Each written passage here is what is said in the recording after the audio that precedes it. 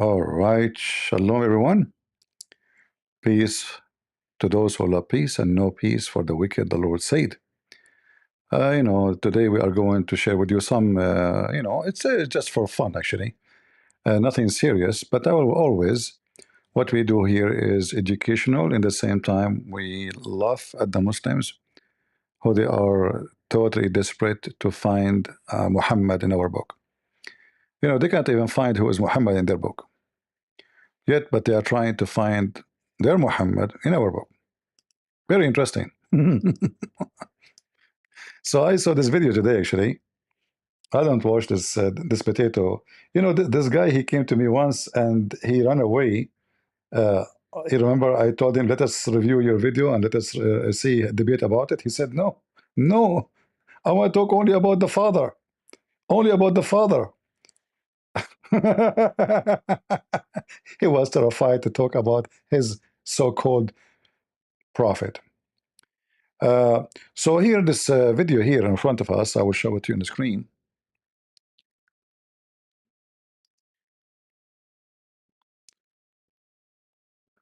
By the way, I'm not debunking. I mean, those just a bunch of kids. This guy, he claimed he knew Hebrew, he knew Greek, he knew all languages.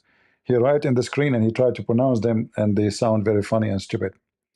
So supposedly, a Christian person, he called him and he asked him, what is the proof of the prophethood of Muhammad? So what is the prophethood of Muhammad? What is the proof of it? Listen and laugh. About the Quran? Okay, what's up?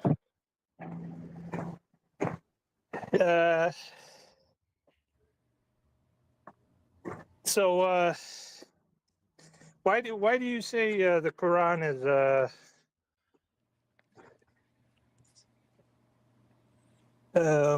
is the word of God?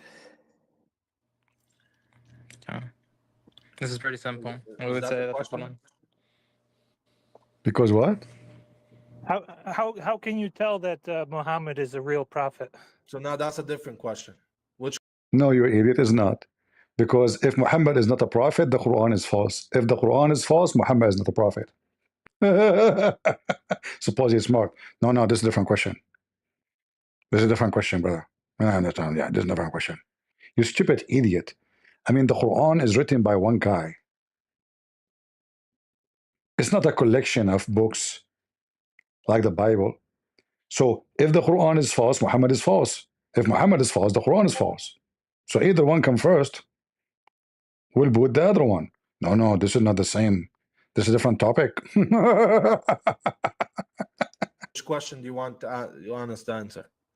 Well, I guess we can go with the second one. All right, go ahead, Ian, if you want.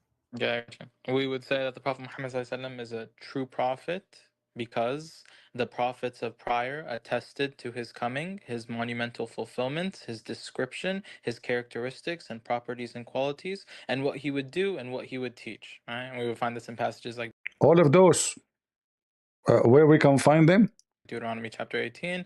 In Deuteronomy 18, it says the character of Muhammad. It does go there. I'm not debunking them, by the way, because we answered this 1,000 times. But just to show you how stupid those people are. First of all, you idiot. Why you go to the last verse when you have to read the verses before? Like, did you even know how to read? Why every Muslim is a donkey? So you Muslim, you jump all the way to the end, and then this is about Muhammad. And by the way, I can play for you, your friend, your potato friend. You see this guy? Huh? Your boyfriend. He will say to you, this is not about Muhammad. Even your stupid friend, who you call him Rabbi, which means my master, he said to you, this is not about Muhammad. You Muslims are so stupid, so dummy. You see the title of the video? Go watch it. And the one who called to ask is a Muslim. And now we know that Dostoevsky Singer is a very sneaky, like he don't want to offend the Muslim, but he gave them the answer with big finger in the anus of Muhammad. He said to them, no, this is not Muhammad.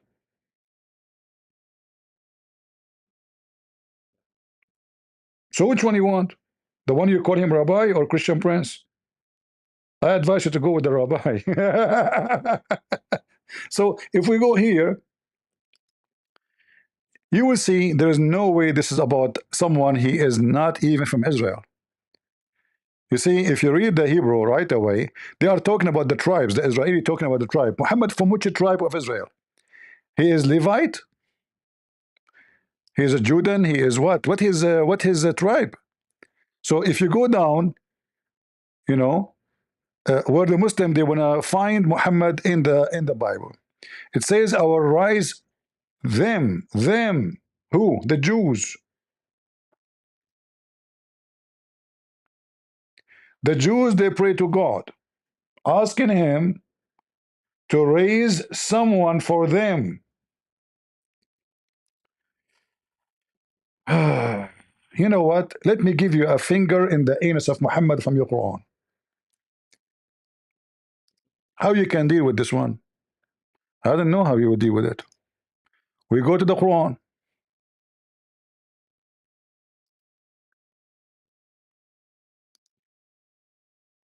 This is your book. This is not my book. And this is the chapter of the Hindus. The chapter of the cow. According to the story here, Moses he raised a dead man by hitting him by the power of beef. That is a beefy story. So if you go here in the Quran, so-called Holy Quran, by the way, nowhere in the Quran is called holy. You will find here something very interesting. And now the Muslim they will say this Quran is da'if. Yeah, it's da'if, what we can say. All right, it is da'if. We skipped, sorry.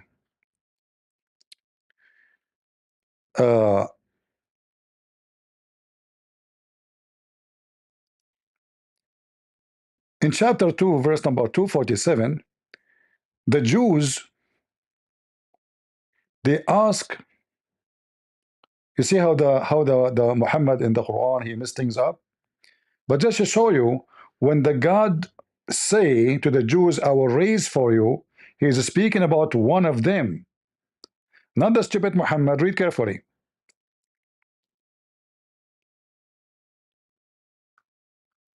You can read, by the way, from the verses before.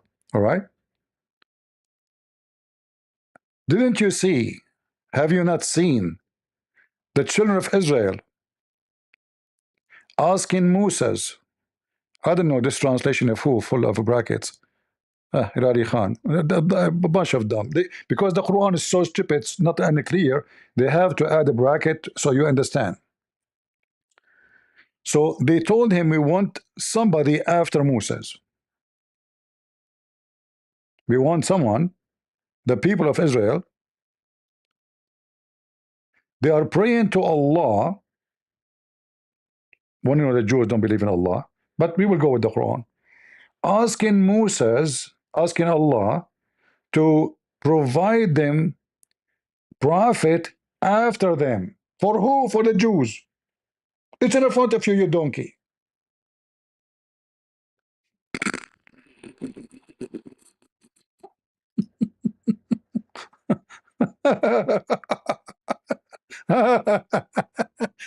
Guys, does it say that?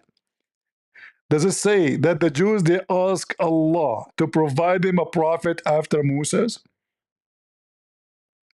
And this prophet is going to be their king too? Does it say that, or am I making things up? Do you hear me, people?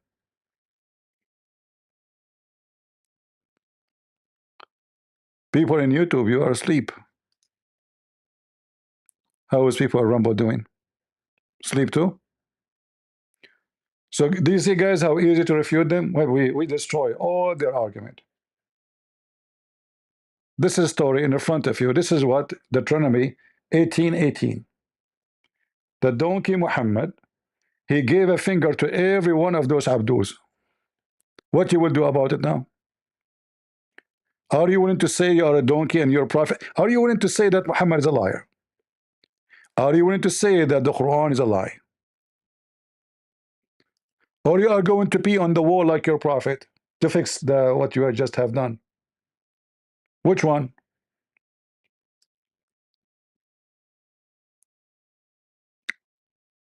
It's in front of you.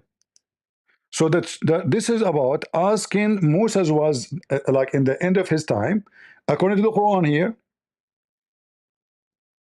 Moses obviously is gone. They want somebody after Moses. So the Jews are praying to the God of Moses, asking, send us someone. He will be our king, our ruler, and he will be our guide.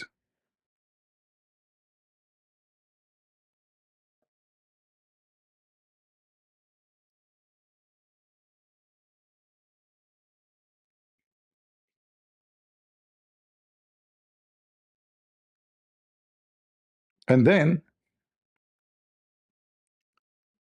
this person, he will be sent to the Jews, and he will be right, supposedly, according to the Quran, not me, according to the Quran, will be right after Moses.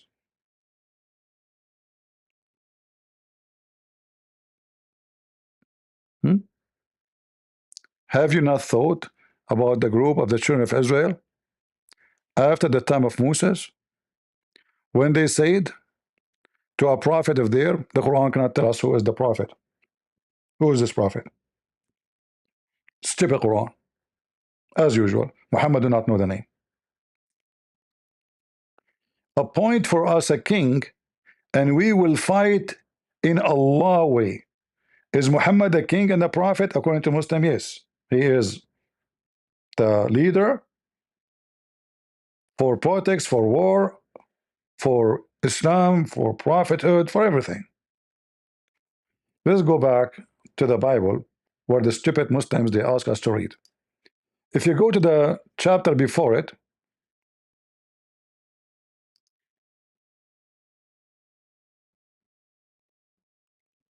just one chapter before it, what you will find?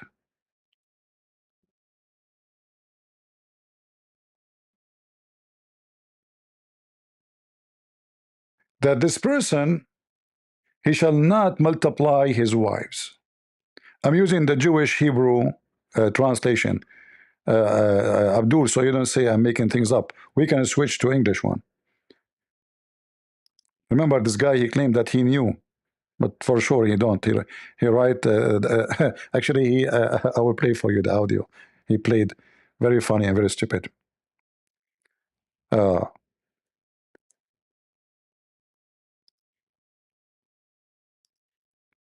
So God command that whoever this person is, he shall not multiply his horses.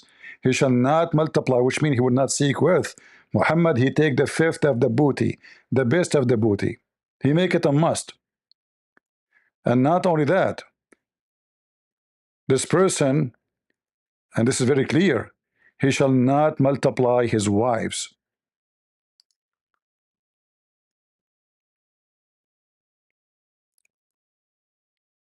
And here it says that he should be chosen one from among their brothers. Do you see it? The stupid Abdul, they say to you, it says a brother. Okay, Muhammad is a brother to the Jews now?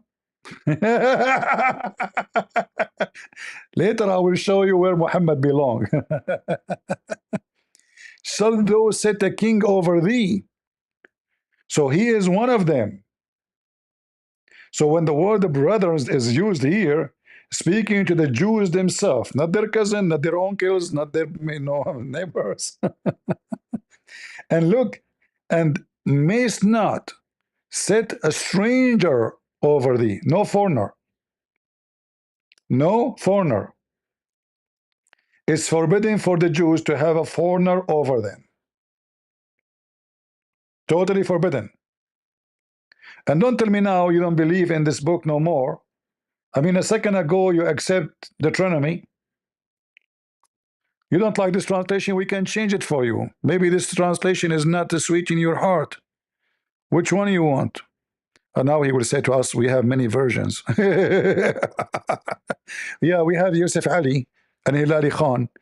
Which one you want? Huh? Maybe this one?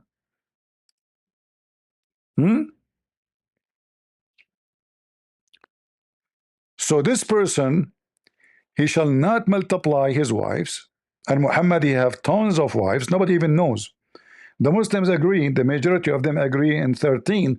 I can prove at least 25.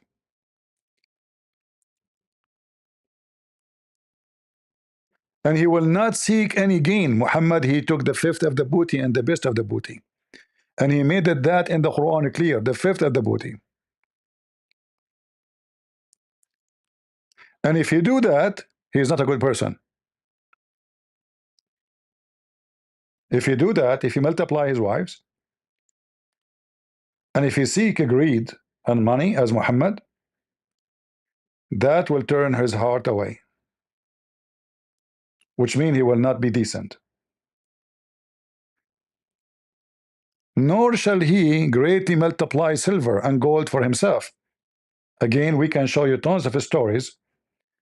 Actually, in the wedding anniversary of Aisha to Muhammad, it reported how much gold she received.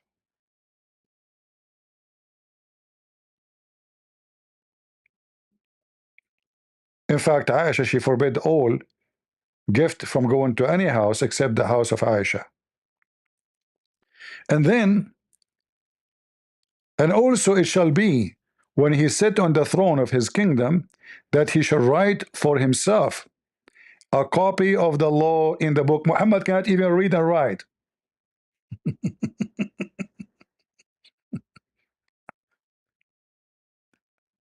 And that from who? From the before the priest. You Muslim have a priest? From which priest? The Levites.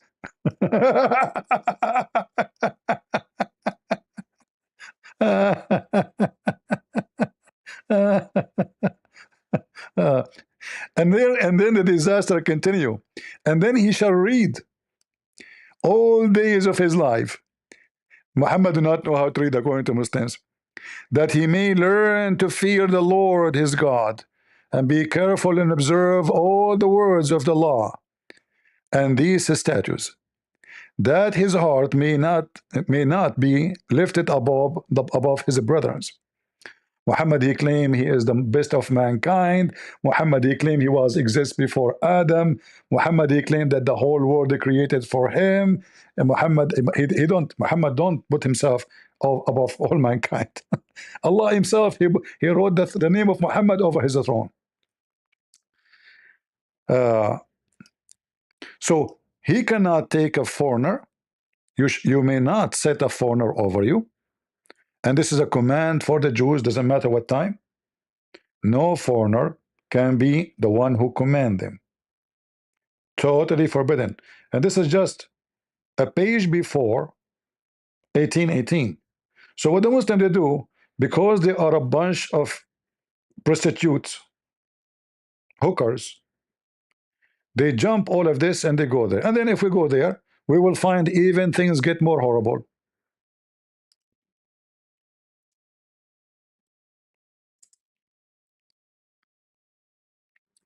They will not read the holy chapter. They will go only to the verse which they like it, you know. Okay, let us see. So they say 1818. Okay, only 1818 about Muhammad.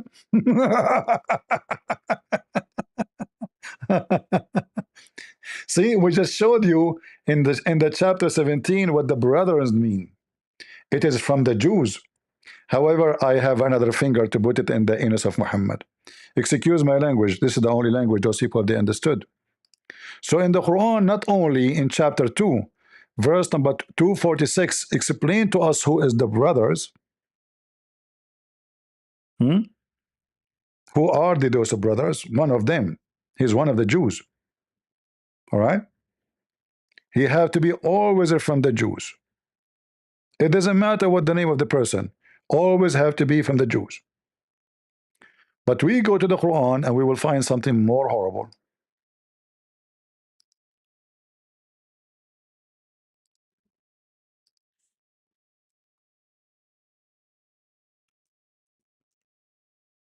And by the way, this is the Da'if Quran.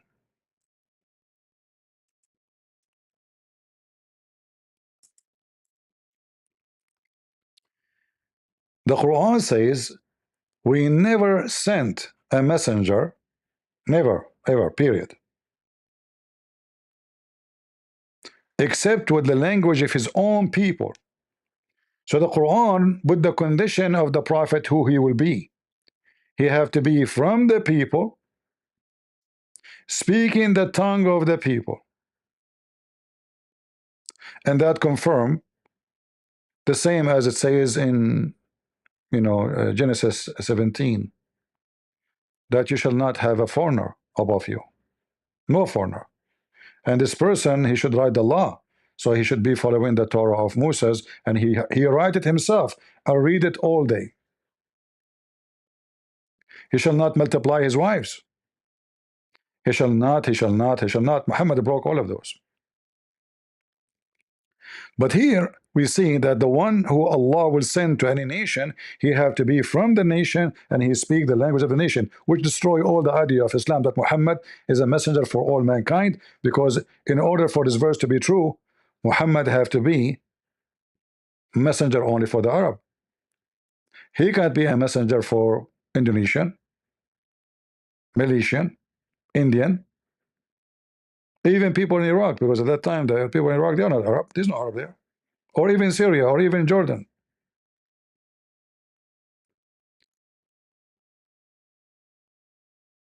And the Quran make it clear why. Because if the prophet came, he is not from the people, and he is not coming to them with the book, which is in their language, they will not understand. You see it? So what the purpose of making the book in the language of the people? And what is the purpose of making the prophet speak in the language of the people, and he is one of them? So in order to make it clear for them. It's in front of you. So according to the Quran, if the message written in different language and the prophet don't speak that language, he will not be able to make it clear. And that again destroy the whole idea of Islam altogether, as Muhammad international prophet. However, even the Quran confirmed that Muhammad in no way international prophet, because he is sent only to Mecca. However, the Quran never says Muhammad is coming from where. And that will raise another issue. If you go and check the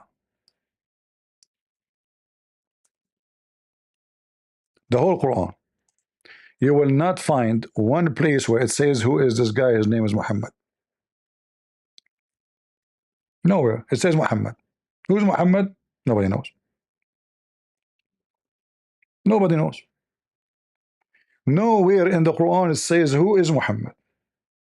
And the Muslim, this is how stupid they are, they say to you that the Quran is a book of God. Is the Quran alone is enough to be the book of God? The book of God should be alone enough for those who follow. How I know who is Muhammad?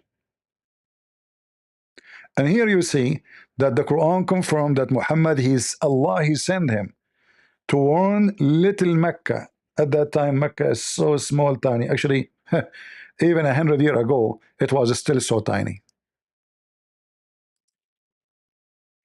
Until the oil.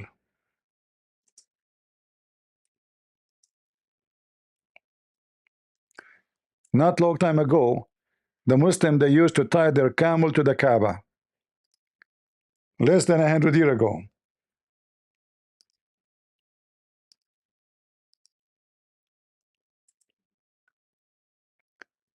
This is your Kaaba. Do you see it? Look at this. Look at this. This is not even 100 years ago. This is the Kaaba before the oil.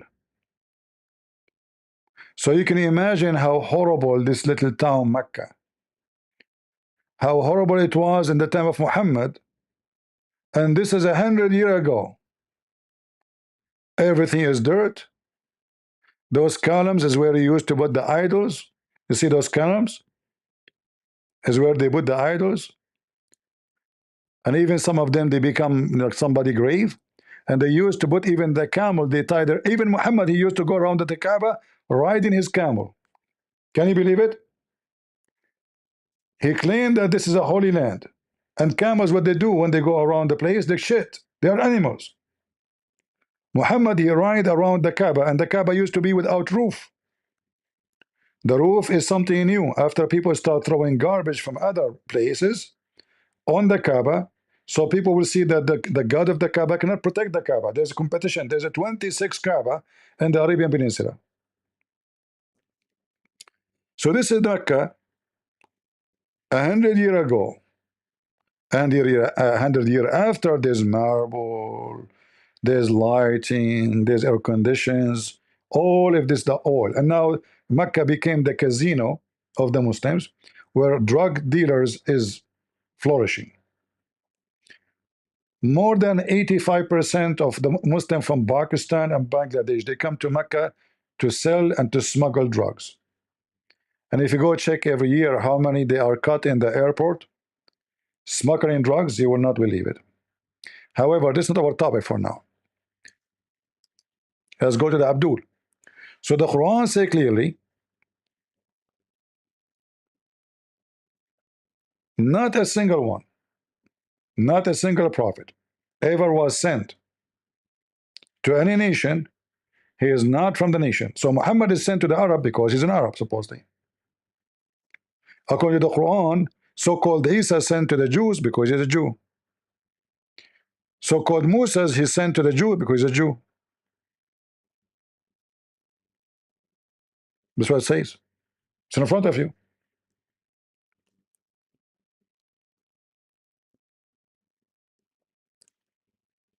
And now if you want to speak about the honor of Muhammad, what if I tell you what the Arabs said about Muhammad in his time?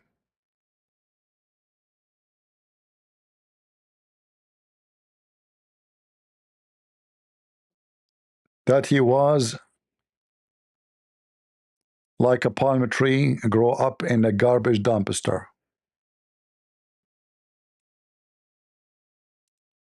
Am I right? Like, am I lying?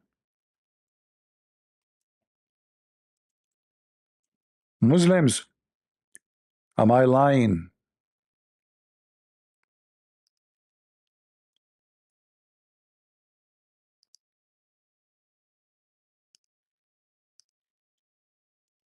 Read with me. This is a book. It's called The Proof of the Prophethood. Guys, the funny is that the name of the book, The Evidence of the Prophethood of Muhammad. What is the name of the book? The Evidence of the Prophethood of Muhammad by Al-Bayhaqi. Volume number 1, page number 172. What Ibn Umar, he said. Ibn Umar, he said that. What the heck? What he said about Muhammad. Abu Sufyan, what he said about Muhammad. Look what the Arab they say about who is Muhammad and he is from which family.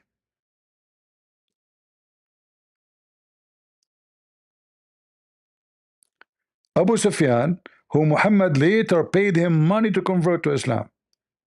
And that is another issue against the Bible teaching.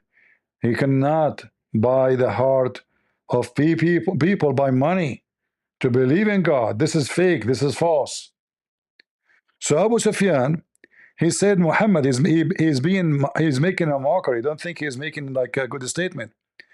Abu Sufyan, he said the example of Muhammad among Bani Hashim, support this his family, is like of a vessel in the midst of a stench. Translation is not really too much good. So Abu Sufyan is making mockery, saying that Muhammad does not belong there. It cannot be their son. He is totally different from his family. He mean the opposite. He mean he is like a piece of shit between fruits. But he switched it. He said Muhammad is like a flower between a piece of shit. How he can be their son? And to understand what he's talking about, you will see that anyone walk by, they make fun of her. They say, "Oh, this is the daughter of Muhammad," because nobody knows who is Muhammad. Look, a woman walk by, they say she is the daughter of the Prophet, making mockery, because nobody knows who's Muhammad, and nobody knows his lineage. We were sitting in the courtyard of the Prophet. May Allah please him and grant him peace. When a woman passed by him, some of the people said, "This is the daughter of Allah Messenger." And they say, "May grant him peace," because they are making fun. They are not praising Muhammad. This is a mockery. Don't think they are saying like now with Christian Prince, he says, "Peace be upon him." So Muhammad, he get upset.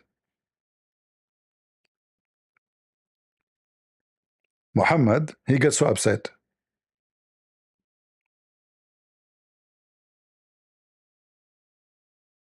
If you don't believe me, here we go.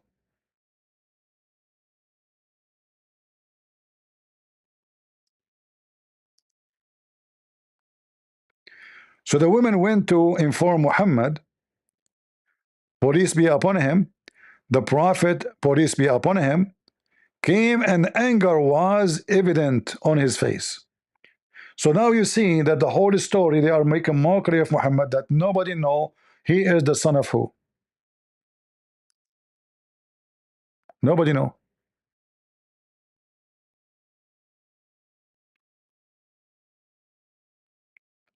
And then Muhammad, he continued making his poo-poo. He claimed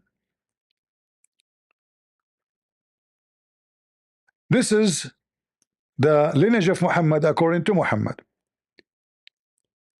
Allah, he elected from all his creation the children of Adam. I mean, can you believe his stupidity? All his creation, like who? Cats and dogs. And from the children of Adam, he chose the Arab. What? Where in the Quran it says the Arab are chosen?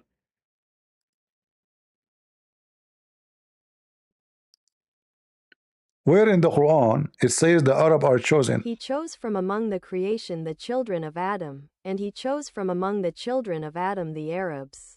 Let us get Muhammad busted. According to the Quran, the chosen people are the Jews.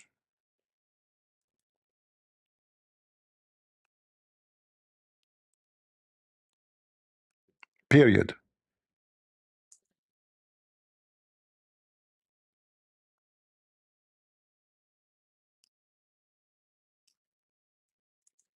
You know what period mean? O children of Israel, remember my favor which I bestowed upon you, and that I prefer you to all al-alameen, between two brackets, mankind and jinn. Is the Arab are the preferred one?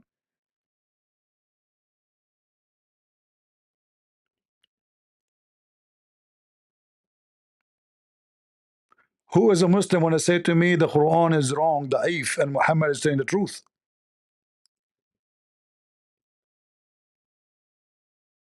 Any Muhammadan? Is this Quran da'if?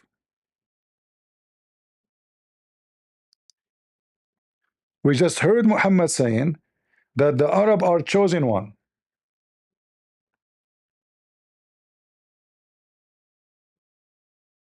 A Muslim might say, yeah, well, the Israeli are chosen, but the Arab are chosen too.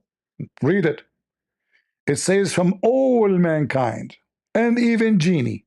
Do you see it?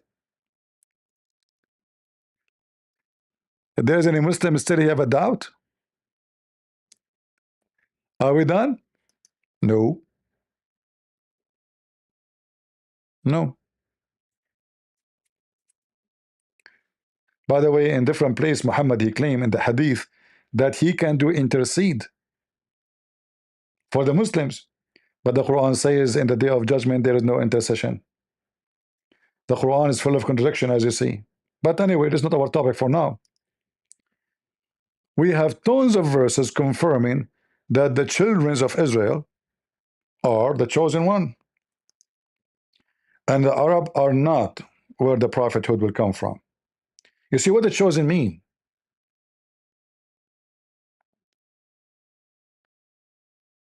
What the word chosen mean here? Like what? You will be rich? You will be good looking? What the Quran is talking about? The prophethood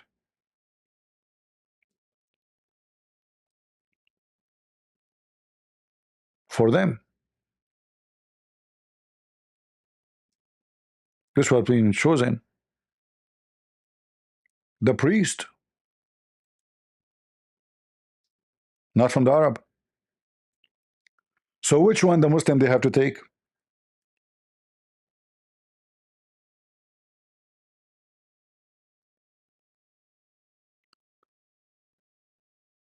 Any Muhammadan? Which one?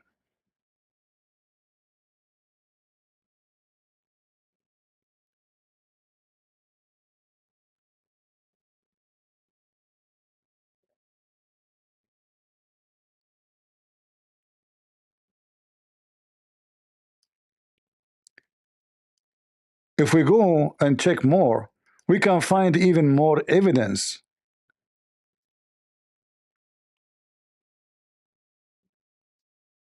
Let me show you more.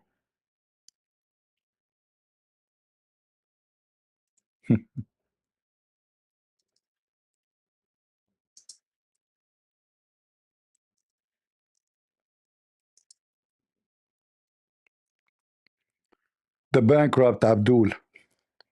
By the way, we did not talk about your prophet being false prophet yet. Because you remember the whole idea that he is a prophet, right? The same chapter 18:18, it says that he, and the verse after it, it is a prophet he have to prophesy, and the prophecy they have to come to be true. Right? Yeah.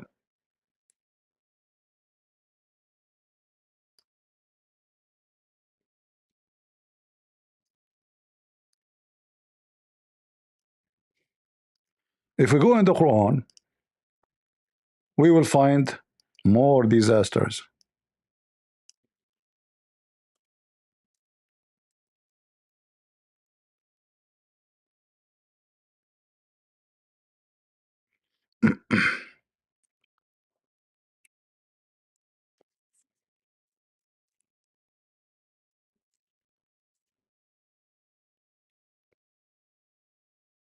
Do we have any Muslim? All the verses in front of us is full of contradiction. And one of the most funny ones, that Allah he favored the Jews, but the Jews they killed the prophets.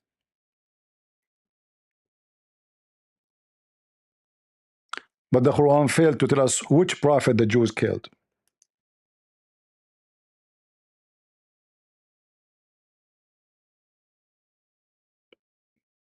Not a single one. Isn't it? Which one is more important story? The story of the ant speaking to Solomon, or to tell us who is the prophet was killed by the Jews? Huh?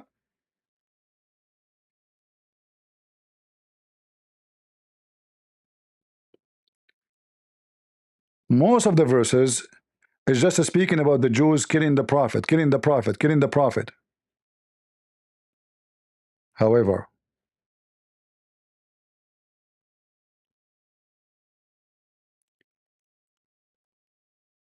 in the Quran, Muhammad, you remember when we say that the Quran confirmed the Bible, you remember?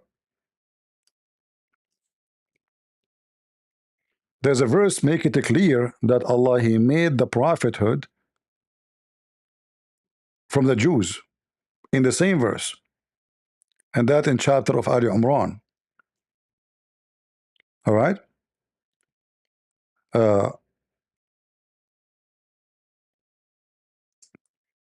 If you remember, we showed you how the Muslims give false translation when we read this verse. معكم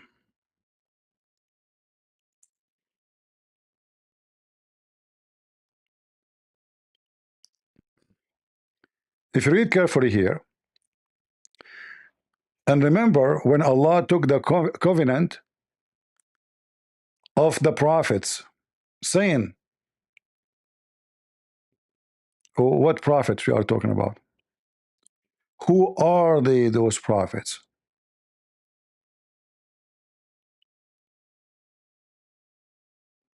The Jews.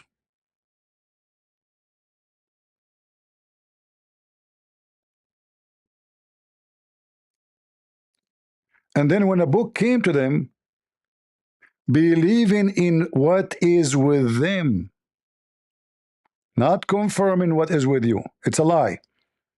Nowhere the word confirming is there. In Arabic it says musaddiq. Musaddiq means believing, not confirming. You can say confirming, it can be included, but musaddiq is way heavier. Musaddiq means I believe. That's why Muhammad, he put his hand on the Torah and he said, I believe in thee and the one who sent thee. Abu Bakr, his name is Saddiq. Why? Because he believed, not because he confirmed. There's a huge difference between believing and confirming. I can confirm Trump to be president, but I don't believe what he say. Maybe I do. There's a huge difference. So here they lie in the translation. But who are they, those, the prophets who Allah took their, covenant? The Jews. Every single one of them is a Jew.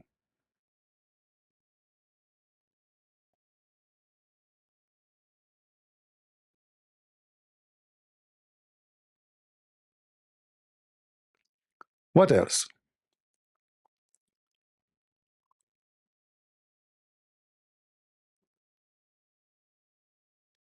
Let me show you more verses so we can laugh more.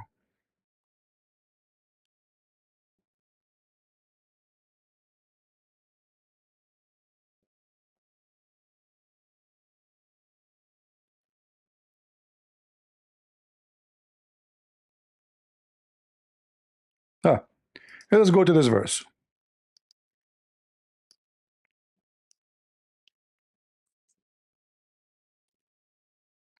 Allah made the prophethood in the seed of who?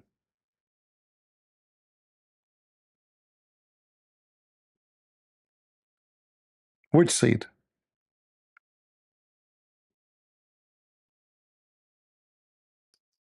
The Quran, when he speak about the seed of Abraham, mention only two people who the prophethood will be only from them: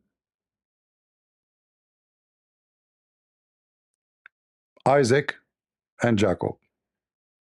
And all of those mistakes, by the way, I mean mistakes in the Quran, because the stupid Muhammad, he want to insert himself to be a prophet, but yet he just confirmed that the Bible is in the truth and Muhammad is a fraud.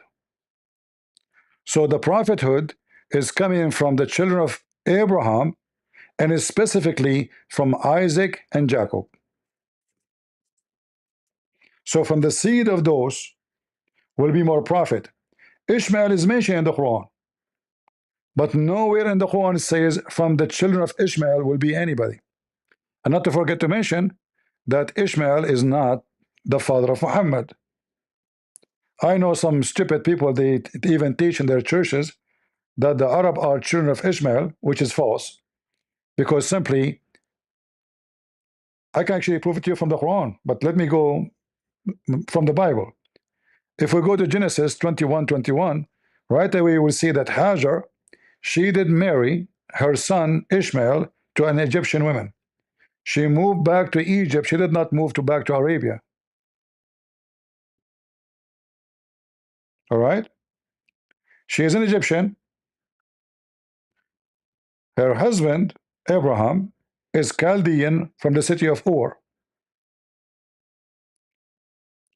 She went back to Egypt. She married her son to an Egyptian woman. How in the world the sons will be Arab? Remember, according to Muslims, the Arab will exist at that time. So how Ishmael can be the father of the Arab? And that will open more issues in front of us. Disasters.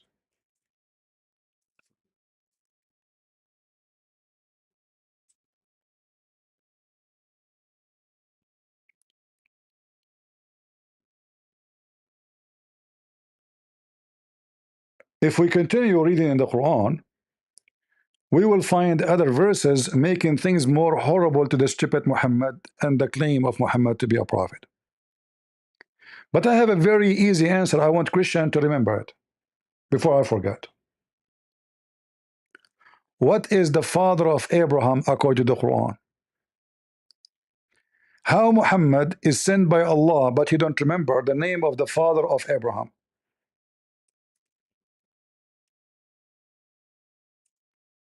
I mean, this is the easiest way to get Muhammad busted. Let us say you are a person who knows nothing about, well, stupid.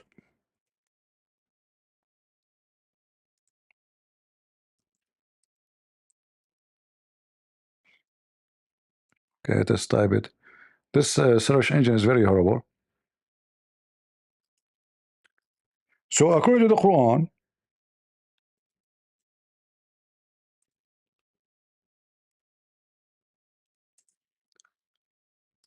Abraham, he said to his father Azar.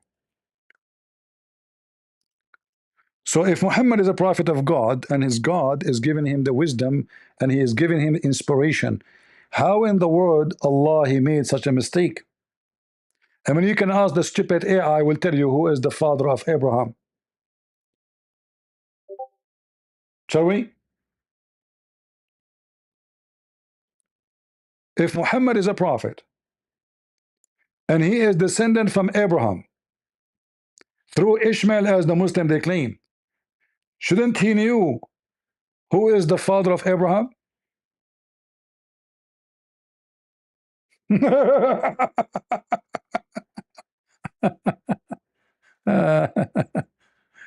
Okay.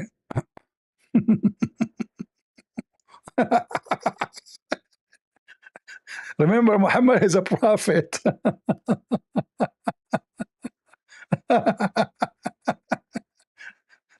I want you to remember this one. This is very easy. You do not need to be a scholar, knowledgeable, you know. If a Muslim, he come to you with this, he said, okay, what is the, as long you believe that this is a prophecy about Muhammad. This is what they say, right? They say that, Deuteronomy 18:18 is about Muhammad. Okay, wonderful. Okay.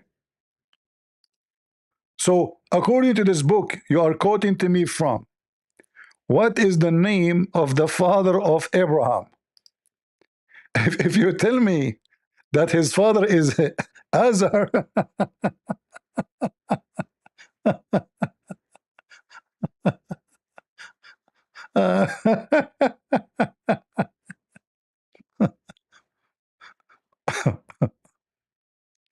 you know, when I say stupidity is amazing, it's amazing. This guy Muhammad, he cannot keep his mouth shut.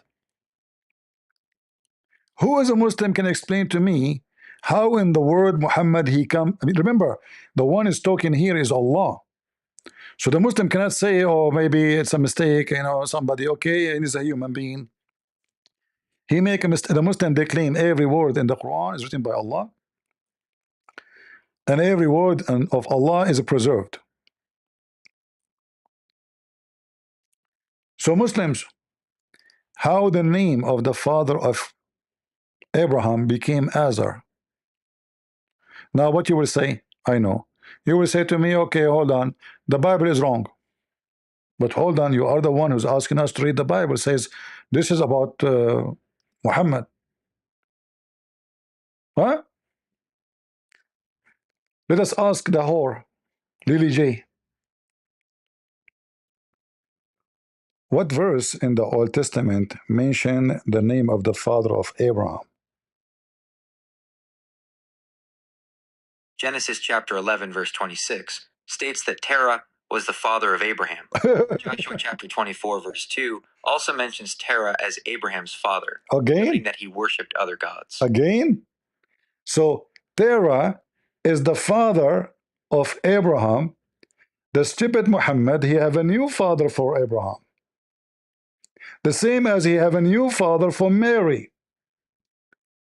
According to the Quran, Mary is the sister of Aaron, the sister of Moses, and the daughter of Amran, which is the father of Aaron and Moses.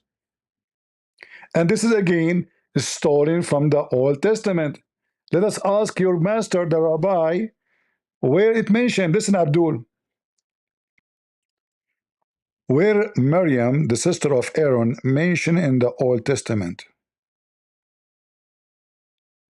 Miriam, the sister of Aaron and Moses, is mentioned in several books of the Old Testament. She first appears in the book of Exodus, and her life is detailed further in the book of Numbers. She's also mentioned in Deuteronomy and Micah. Key mentions of Miriam: Exodus chapter 2, verses 4 to 8.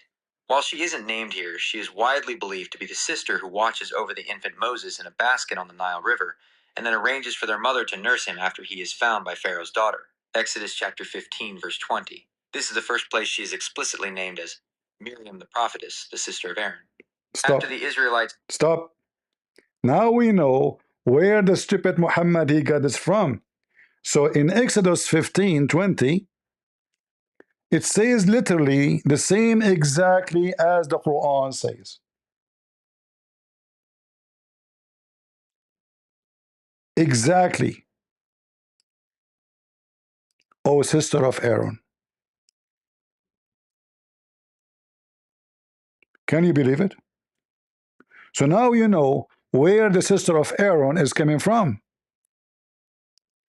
He copied from the book of Exodus. Muhammad, he moved and he lived with the Jews in the city of Yathrib, which later he killed the Jews and he occupied and he changed the name and he called it Medina, which is a stupid name because Medina means city. It's not a name.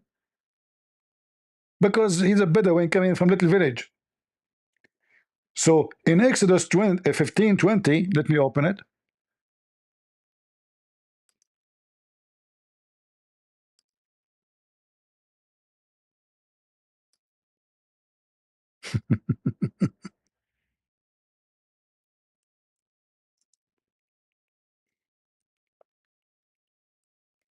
I'm typing in Arabic.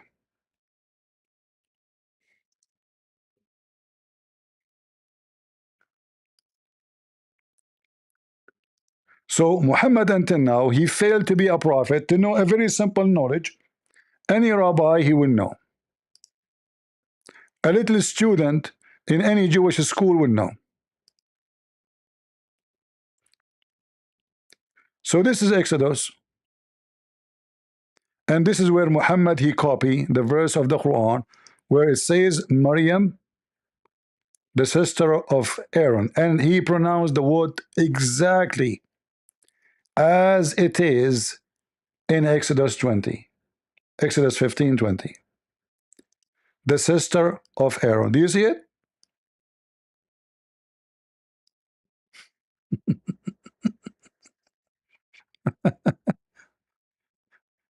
Shall I play for you some of the videos of this guy? As long you are reading 18:18, you sons of Muta, why you don't read it from the beginning and tell us what's going on? What about God appearing to Abraham? He Muslim, did God appear to Abraham as a man?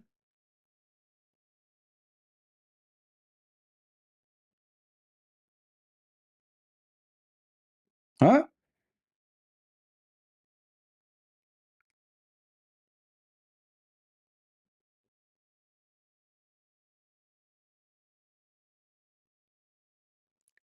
In your Quran, as long you believe in this book, and you are saying Muhammad is mentioned here, that then you have to mention that in this book, the story about Abraham is totally different from the story in the Quran. The Lord appeared to Abraham, not just spoke to Abraham.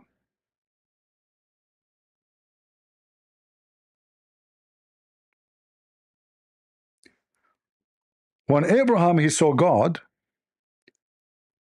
he fell in his face, and God talked to him, saying, and you can read the rest. And here you will see something very important. No Muslim can tell us why the name, or, you know, in the old Quran, by the way, some places the word it was saying, like you see Abraham, some places says Ibrahim. So even Muhammad could not quote the name correctly. However, the stupid Muhammad, because he's always a failure, he have zero education, he do not know why Abraham have the letter H in his name. His name is Abraham, not Abraham. Same for Sarah, the wife of Abraham. Both God, he gave them the letter H in their name. Why? Because God is a spirit. And the God of Islam is not a spirit. And that again proved that the God of Muhammad have nothing to do with the God of Abraham.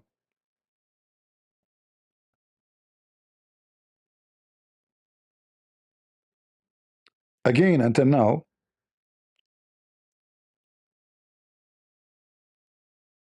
we did not go and examine the stupid Muhammad prophethood.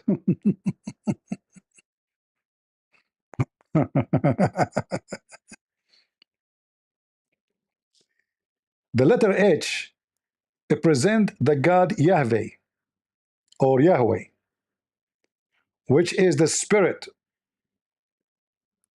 Can we find anywhere in the Quran the God Yahweh? Nowhere.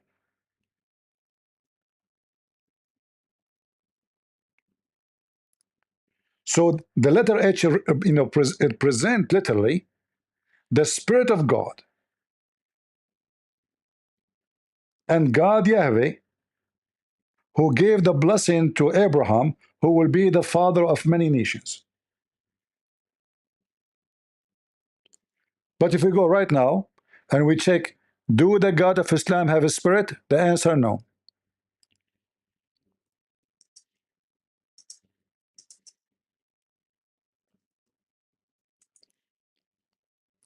So if we look carefully, we will see the Muslims are trying to look for the paint to paint an old, donkey, and they try to make him a horse. But the second you go in the inner, you will find that the story is different. This is a very well-known Islamic terrorist website. Obviously, this guy, he come to me. He is debating with a Christian and asking, does Allah have a spirit? The answer, no. Save the time from reading. Allah is not a spirit. The spirit or a soul is not one of the attributes of Allah. Rather, it is one of things that have been created by Allah. So you stupid Muslim sons of Muta, if your God Allah even cannot be a spirit, and the whole Torah speaking about God is a spirit, how in the world you claim Abraham, and you claim Moses, and you claim the Torah sent by Allah, and you claim what you claim? Do you see how stupid they are? The spirit or the soul is not one of the attributes of Allah. Period. Allah is not a spirit, and He has no spirit. Does the God of Abraham have a spirit? Absolutely.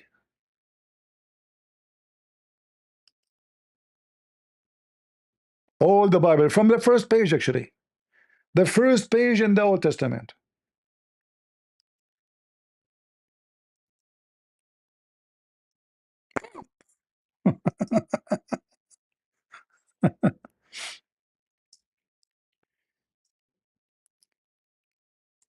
Let us see. I will not show you from the New Testament. I will show you from the Old Testament. And then you stupid donkeys, when you mention that you Muslims, you have the same God of Abraham. What the God of Abraham obviously is not the same God as yours.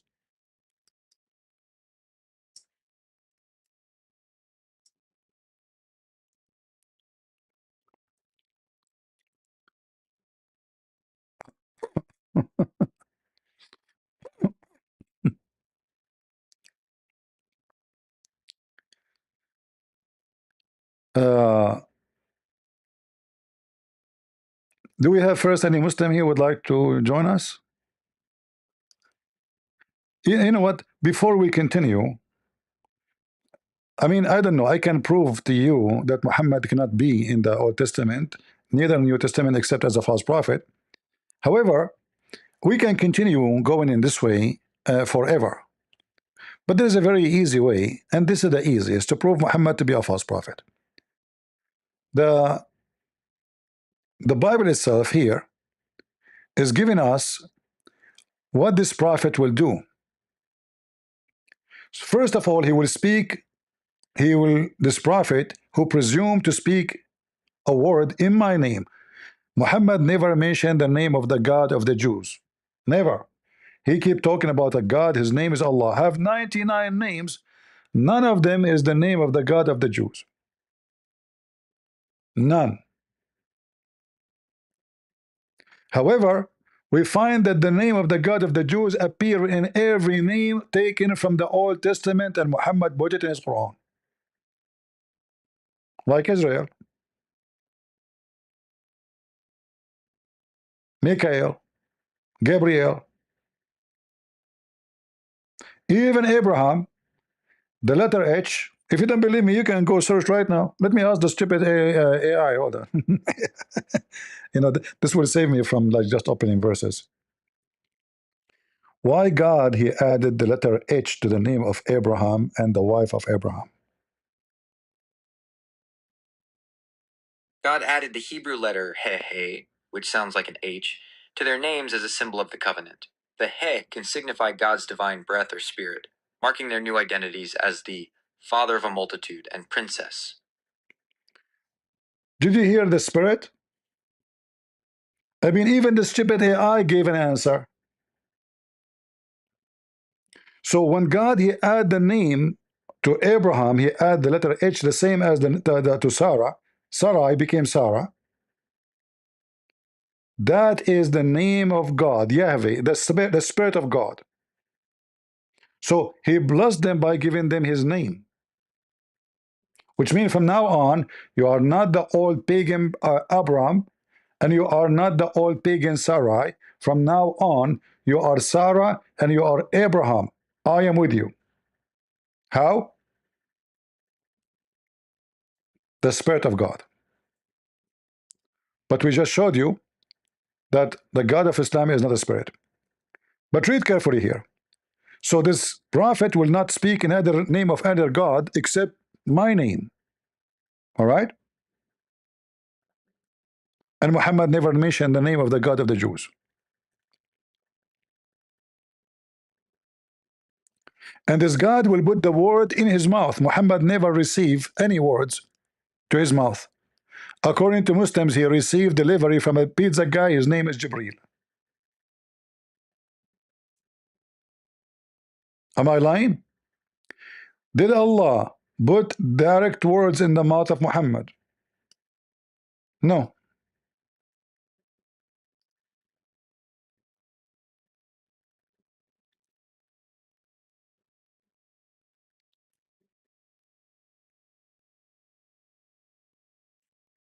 Are we taking notes, guys?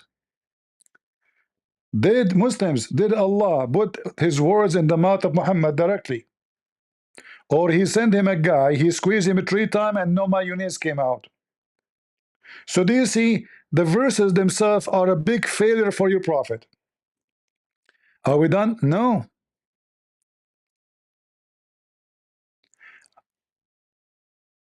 I will require it from him, of him. What he will require from him? The words he will put in his mouth. But the prophet who presume to speak a word of in my name, which I have not commanded him to speak, or he speak in the name of other gods. This is Muhammad. Muhammad, he have both. He never mentioned the name of the God of the Jews, the God of Abraham. He mentioned Allah. And we cannot find Allah. You can ask this your friend or your boyfriend, Toiva Singer. Do you find Allah anywhere? You know, just look in the drawer.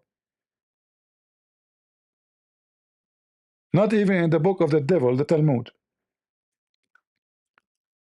That prophet shall die. Hold on. Who is going to punish this prophet? Either the people or God. But here it looked like it is God. Wait. And this is exactly what happened to Muhammad. If you remember the story,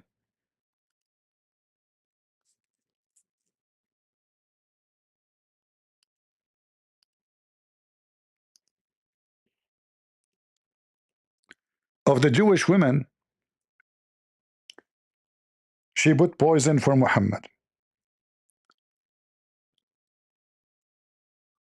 Muhammad, he asked her,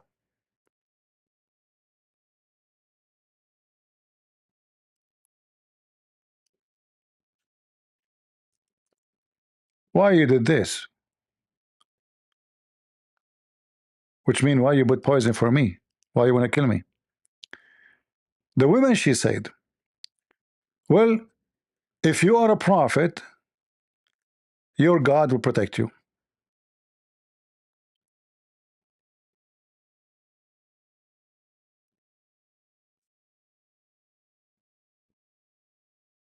If you are not a prophet, you will die. As simple as that. And what Muhammad, he said to her, he said to her, Allah will not allow you to do so. ما كان الله ليسلطك علي أو على ذلك. Allah will not allow such a thing to happen. Allah will not give you the authority. Muhammad failed the test. This should be in Sahih Muslim. Here we go. This is very authentic.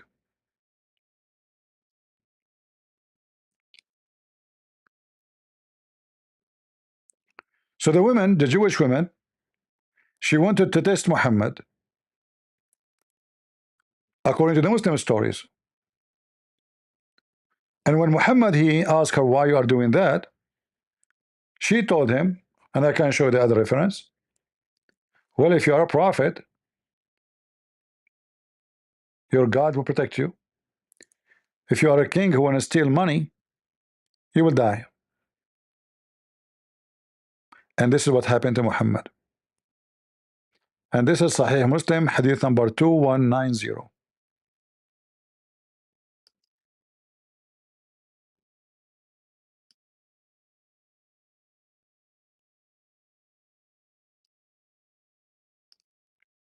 Let me show you some reference.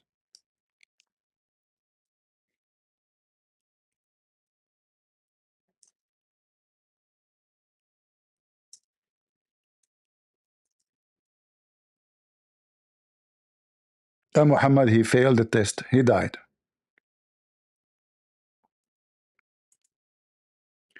And I believe that God, he used that woman. God, he caused this man to die, as we see in Deuteronomy.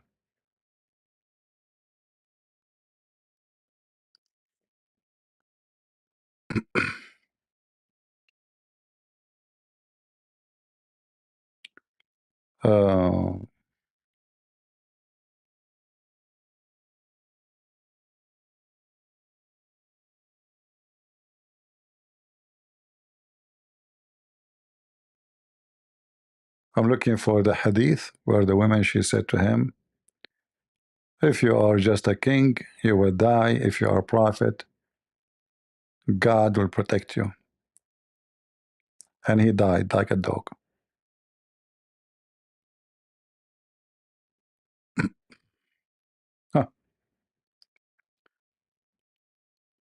I found the hadith. I will look for it now in English.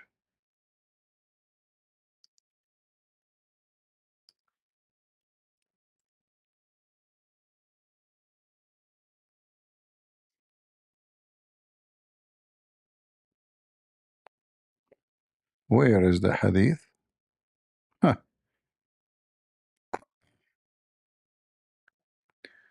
Well, this should be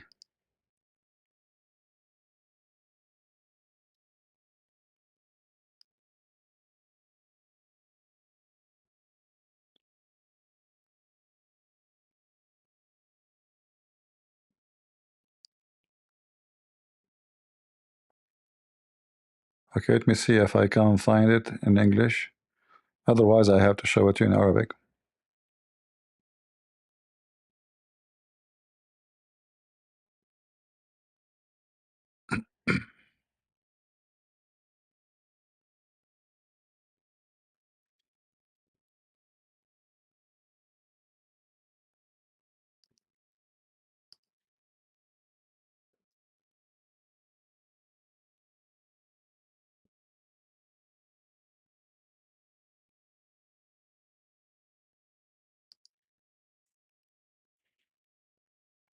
I have it. I have the Arabic in front of me, but I will try to find it in English. If not, then because I remember we saw it before in English here. It should be here in this website.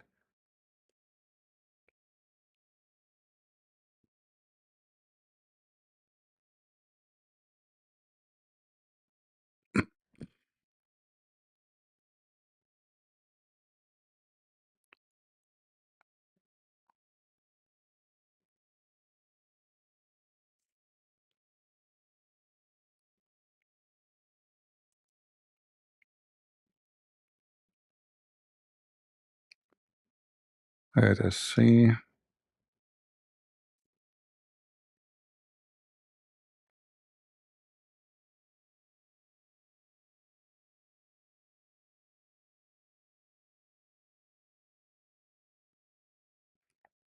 Let me try something else.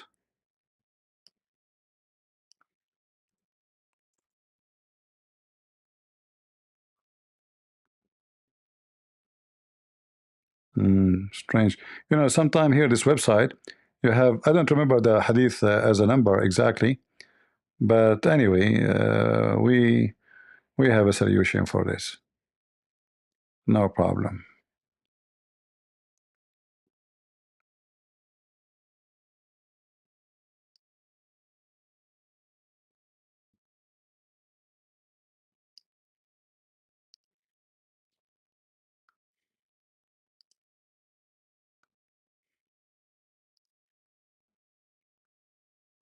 I will try a different resource.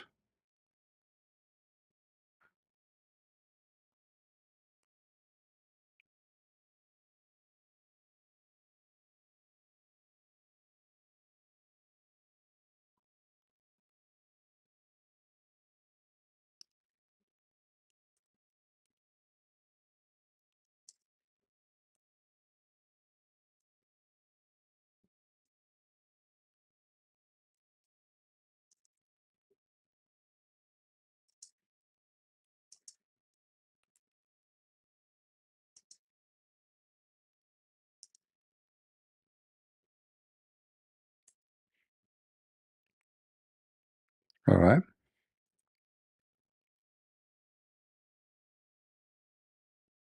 Here we go.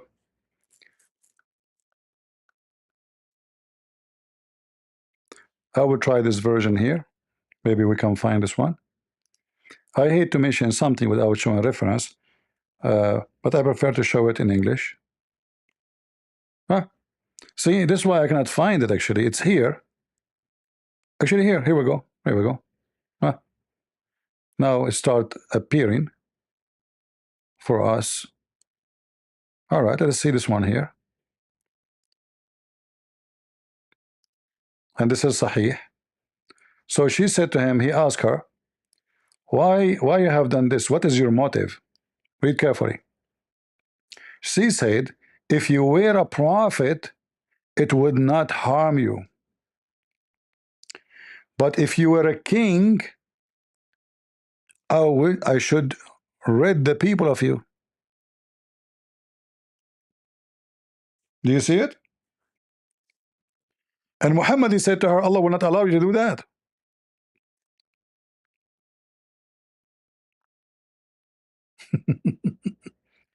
So it was a test that if he's a prophet, and look, if Muhammad, he says, what does have to do with being a prophet or not?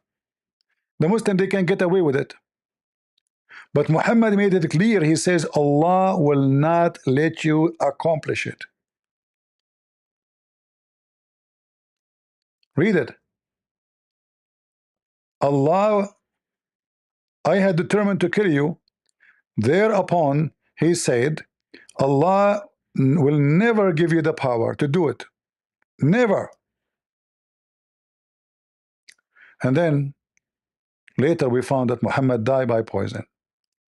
And since then, actually, the Muslims, they open a hole in his neck, they suck the blood, trying to save him.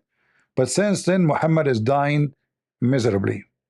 Anything he eat, he throw up, he cannot walk, he cannot stand. He died in a very miserable way. And not only that, are we done? No. The disaster is getting bigger. This is a Sahih hadith. This is al-Bukhari. The same as the other one. They are Sahih. Can the Muslim deny it? The Prophet, in his element which he died, he used to say, "O Aisha, I still feel the pain caused by the food I ate at Khaybar. And at this time, I feel as if my aorta being cut off from that poison." From that poison. What is the name of the title? The sickness of the Prophet and his death.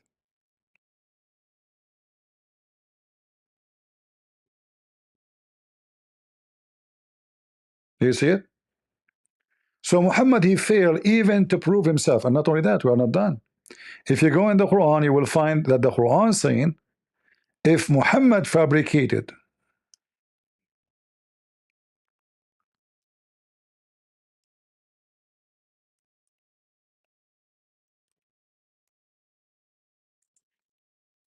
Quran, Allah will cut his artery.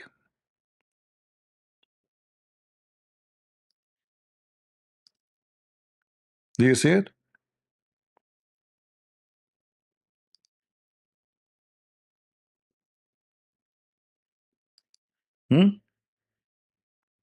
Muslim, do you see it?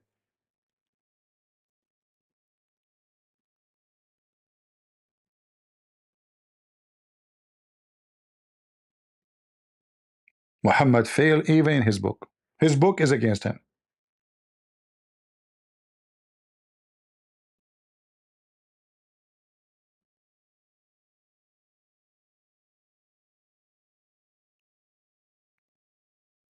And then the Bible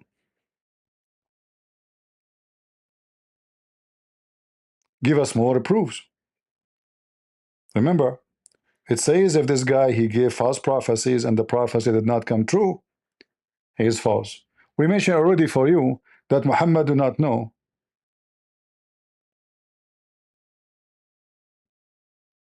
the name of the father of Abraham. So already he is a false prophet.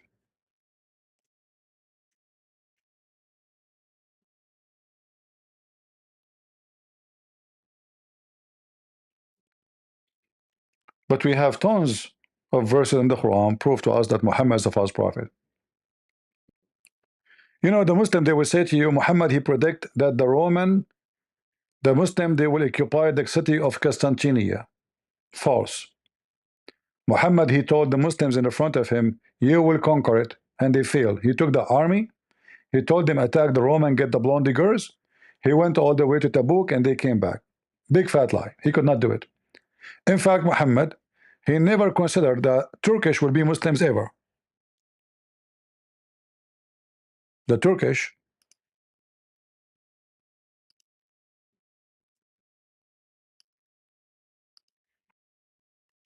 according to Muhammad,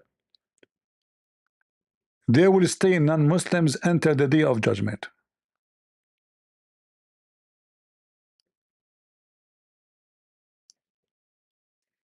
Let us show you.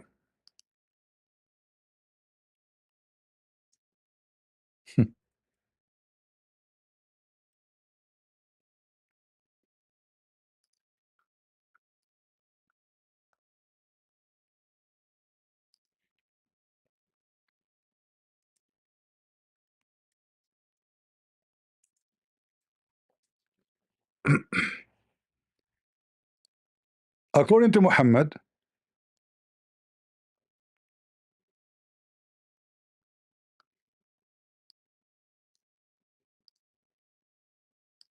that the Muslim, they will fight the Turkish in the day of judgment, and the Turkish are Gog and Magog. They are tribe of Gog and Magog.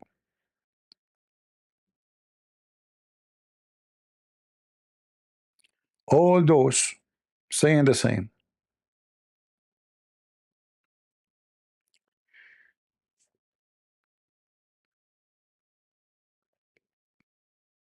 The Turkish,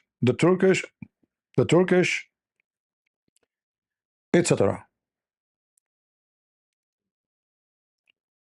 So Muhammad make it clear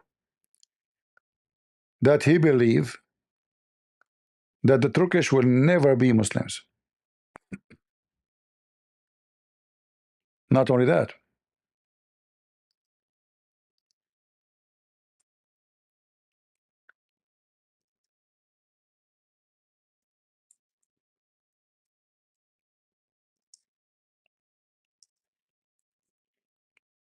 because the Muslim, they will try to say, okay, well, he said don't fight them, doesn't mean he is saying they won't be Muslims.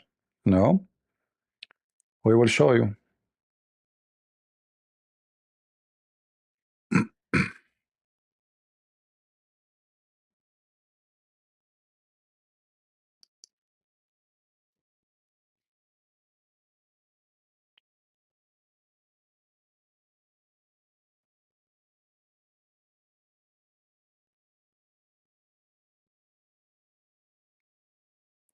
Actually, this is why they call him Turkish, because simply the word taraka in Arabic means left out, left, you know, let go. So the Gog and Magog, they are behind the dam, and the Turkish, they were out of the dam going for a hunt when Alexander the Great, he built the dam, according to the fiction story of Muhammad.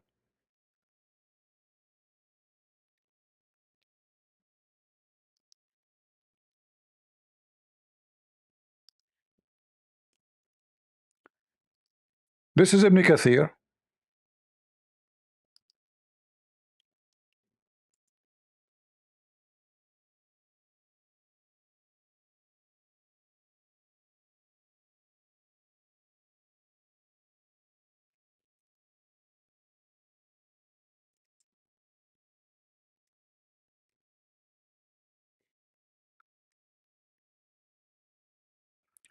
Read carefully. Actually, you know what? Let me open Ibn Kathir in English. That will be better. Let us see if we can find it in English. That will be more funny.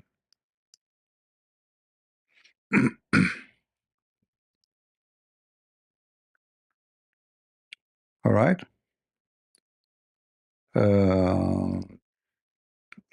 Go to 21. And then here we go to 95.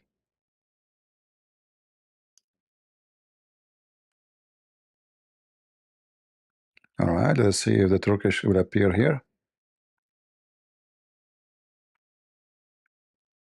Here we go. Guys. So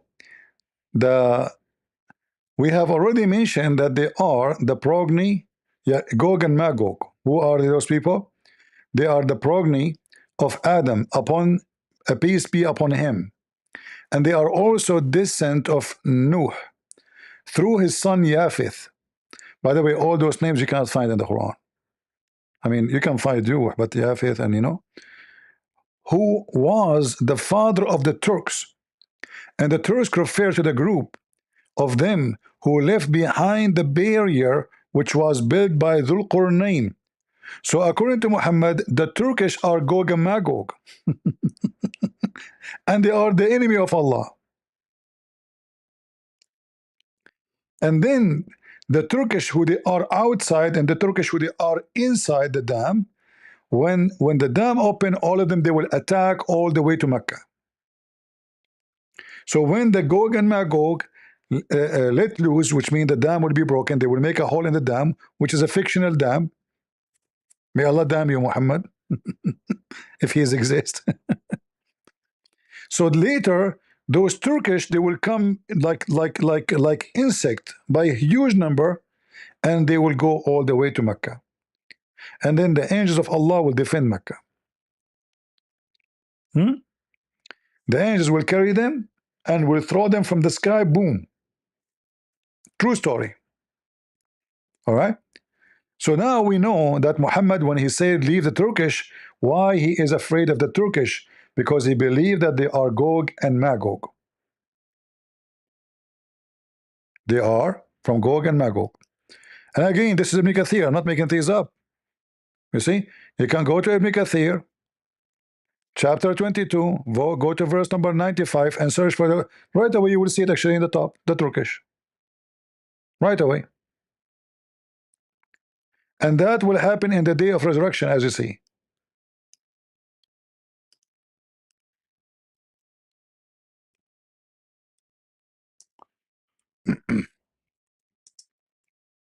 Again, Muhammad is a false prophet because there is no. You see, the Bible mention Gog and Magog, the king and the land. There's no dam and there's no nation, and there, you know, it's like there's a king and there's a land. Muhammad, he make different story.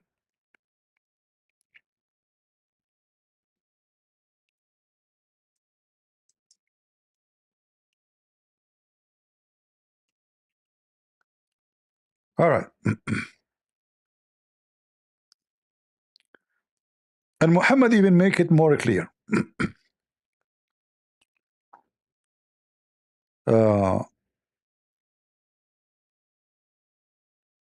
Just to show you, confirm that Muhammad never thought for a second that the Turkish will convert to Islam and they are the one who will conquer Constantinople. So the Muslim, they say, oh, the Prophet, he predict that he will conquer the Constantinople. No. He was speaking to the Arab in front of him, not to people who will come 1,000 years after. Look what Muhammad said. Listen carefully, people. From the sign of the day of judgment is fighting the Turkish. The hour will not be established until you fight with the Turks. People with small eyes, red faces, flat noses, and their faces will look like a shield. He's making fun of their look because they're Asian. Coated with leather. Hour will not be established till you fight with people whose shoes are made of hair. So did Muhammad predict that the Turkish will become Muslims? No. Did Muhammad predict the Turkish will do jihad for Allah? No. Muhammad, again, he failed. And don't tell me now this is Da'if Hadith. This is Al-Bukhari 2928.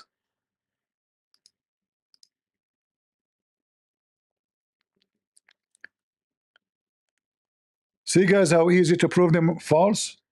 So did Muhammad predict to conquer the Constantinople? No. What else? As long we are talking about Constantinople, let's talk about the Roman. According to the false prophet, remember, the book of Deuteronomy says, if he prophesy, if this prophet, he prophesy, and the things he prophesied did not come to happen,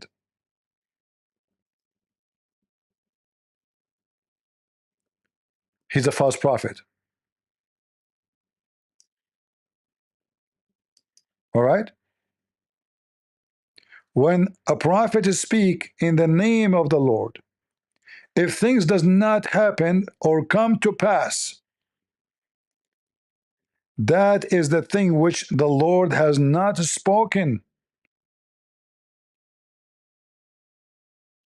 This man is a false prophet. Don't be afraid of him. And in fact, he would die. He would be killed. Let me show you what he said about the Roman. By the way, we did not go to the Quran yet.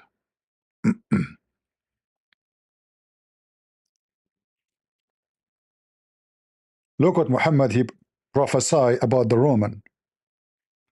According to Muhammad, the Roman, they will be the majority of mankind at the day of judgment.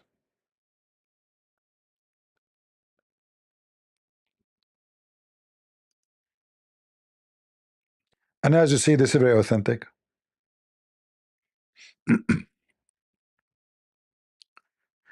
The last hour would come when the Roman would form the majority among the people. We know that the Roman, where is the Roman now?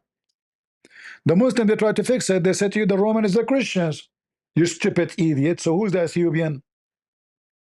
So who is the Coptic? So who is the Syrian? Who is the Chaldean? The Roman are the Christians?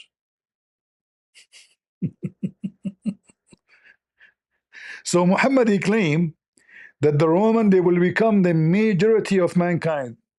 What this guy is talking about? Is that a true prophecy? Where we can find the Roman? Where like Muslims, where is the Roman? Is that Italy?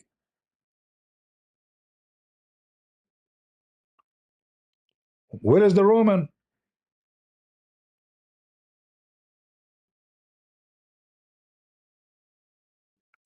False prophecy.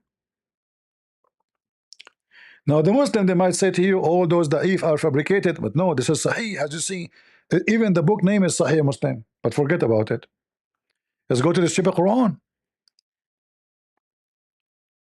The father of Abraham is Azar, and Muhammad, he make bigger poo-poo.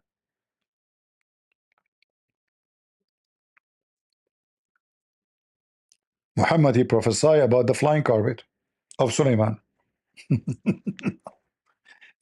I will let that alone for now. Remember, because you can make a prophecy about the past too, like something nobody knows. If something nobody know it, hey, it can be a prophecy, no problem. Somebody never heard of it. Discovery. Allah told him. Okay, makes sense. No problem. I'll take it. So Muhammad, he mentioned to us the flying carpet of Suleiman, and this flying carpet is 2,500 miles long, which is very short, because I mean my grandfather alone is a 3,000 mile tall. This flying carpet can't even be enough for him to be the sheet for the bed. Thousands of miles long flying carpet. But let that go all. Let us see the prophecies of Muhammad. Every single prophecy he mentioned, it failed. Do we have any Muslim want to join us and tell us about the prophecies of Muhammad?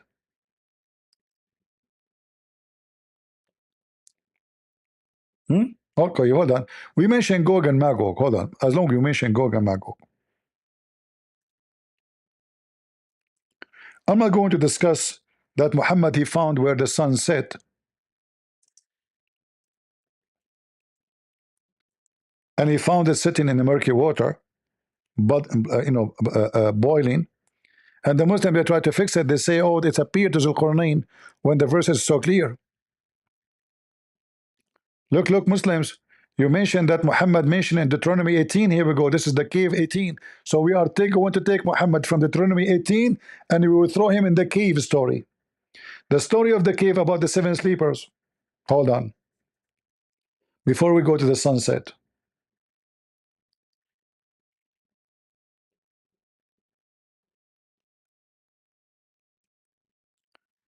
They asked Muhammad, I mean, look how easy the prophecy.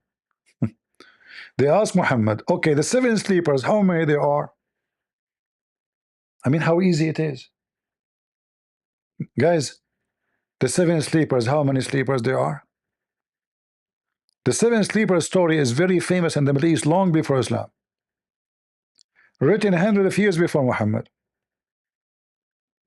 And it's a fiction story. Even if some people they believe in it, but you know, it's a fiction. Written by a Christian from Syria to give the Christians like an example about how things can change. You have to be patient. They will discriminate you, they will kill you. But look at the question. They say to him, Prophet of Allah, how many are they? The 7 sleepers. He said, because he did not know, he's afraid to tell. So he said, some they say they are 3 and their dog is number 4. First of all, in Arabic you don't say and their dog number 4, you eat it. You say 3 and a dog. How the dog will be number 4? Even in English is wrong. You can't count number 4 unless he is from the same kind. So you should say 3 men and 1 dog. 3 men and 2 dogs. But not 3 men and that number 4 is a dog. Is the dog? You can say, and the number 4, you can say he is the captain. He's the priest. You know what I mean? He have to be from the same kind, but maybe somebody is a special between them. But we continue. Some they say they are 5 and their dog is number 6. Okay. Guess in the unseen. You stupid, they are asking you. What do you mean guess in the unseen? This is a story from the past, supposedly. You tell us. Yet others, brother, they say they were 7. Okay. And their dog is number 8, brother. Okay. And now Allah told Muhammad to give the answer. Okay, Muhammad, tell them only my Lord know their number.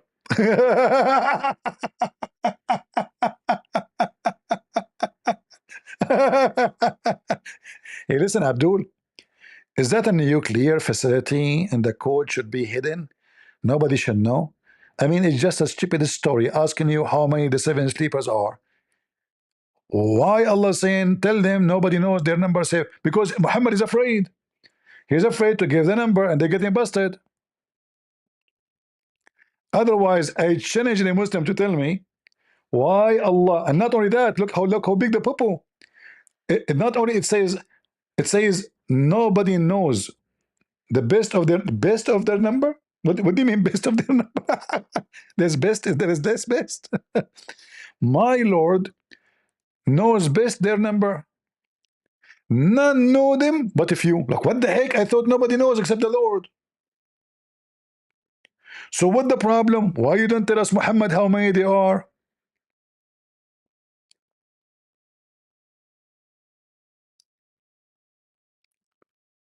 Do you see how easy to examine the false prophet? Muhammad, he used to the Jews. The Jews, they come to him and they give him a finger. They laugh at him.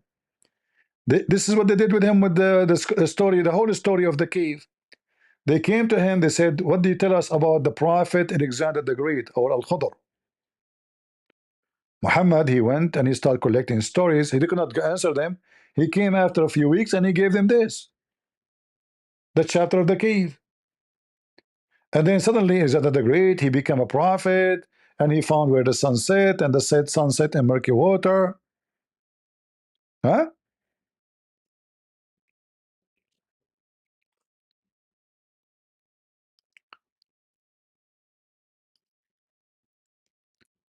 And here the prophet, he prophesied for us what happened with Alexander the Great. That the sun set in a hot boiling water, and that water is a spring of water, not ocean as Zakir Naik says lying. They ask him about this man, Zulqarnain. As you see, it was a response to a question. And obviously the Jews, they ask him this question to make fun of him because he's a fool. They knew he was going to give them a false answer. So he fell to the trap. That's why he hated them. They came to him, said, tell us about Prophet Zulqarnain. The stupid Muhammad, he took it. He took the bait. He came back after a few weeks and he told them, Allah told me, and the Jews are dying laughing. So the story of Zulqarnain, you can search it online. This is very old legends, and even in Syria, they mention another story. A guy, an author, he made a story. I think his name is Jacob, Yaqub. I can check again the name. So he wrote the story speaking about Zulqarnain, but he called about Alexander the Great.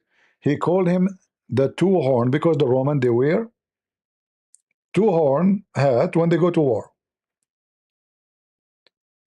and the character is a true, which means Alexander the Great is a real person, but the rest of the story is a fabrication. So he went all the way to the end of the world. He found where the sun set, and if you read carefully, it says here he kept going until he reached the sitting place of the sun. The sitting place of the sun. So this is a king. I mean, how every few hours we will have a sunset. Every day. I do not need to go anywhere. So he kept going until he reached a point, which is supposedly the end, where the sun sets. And he found the sitting place of the sun. Read carefully. It is not only he reached where the sun set, he reached the sitting place of the sun. So Muhammad, he claimed to be a prophet, and he prophesied to us about a story never happened. He found the sun sitting in a spring of a black, muddy, boiling water. The Muslim, they try to fix it. We give them a finger by reading for them what Muhammad said.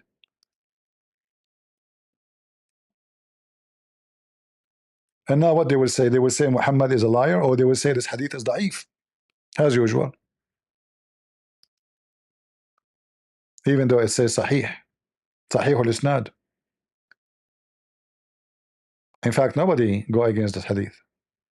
I was sitting behind the Messenger of Allah, who was riding a donkey while the sun was setting. He asked, do you know where this set? I replied, Allah and his apostle knows best. He said, it's set in a spring of boiling, blazing hot water, not warm. Hamia means blazing hot. The same word you can find in the Quran about the hell. So in Deuteronomy says that this prophet, the false prophet, if he's a false prophet, he will prophesy things and they will turn to be lies. He will prophesy things in the name of other God. Muhammad did both. He prophesied in the name of Allah, which is a pagan God, and Muhammad, he prophesied false prophecies which return to be false. We can quote for you endless numbers of false prophecies of Muhammad. Look, we are not even done. If we continue here, you will see even he found where the sun rise. He found the rising place of the sun. Again, stupid Muhammad. And then, not only done, are we done? No. Then he reached an area where he met with people who do not understand the word. Okay, those people don't understand the word. And suddenly, those people who don't understand the word, they told him, can you build for us a dam? Like, what the heck? I thought you didn't understand the word. Suddenly, they became engineers, and they are smart. And how Zulqarnain, he occupied them, and they hire him to build a dam. I mean, can you believe that I am the king, I occupy a nation, and then the nation, they pay me. They pay me.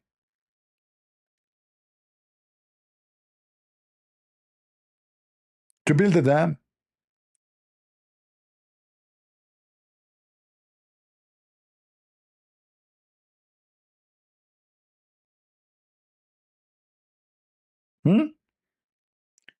Secondly, you stupid Muhammad, if we build a dam between us and Gog and Magog, is the earth is it flat? Yes, according to Muhammad. This is why they cannot go. So the stupid Muhammad, he make a fictional story that Gog and Magog are behind a wall, and the wall is a wall between two mountains. And if we build a dam, they will not be able to get out. And they will be digging until one day. they will make a hole and they will be able to go through the hole. Mayday, Mayday, Muhammad in the hole.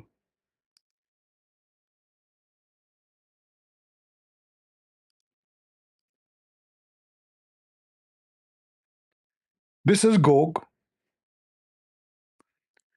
drinking Pepsi.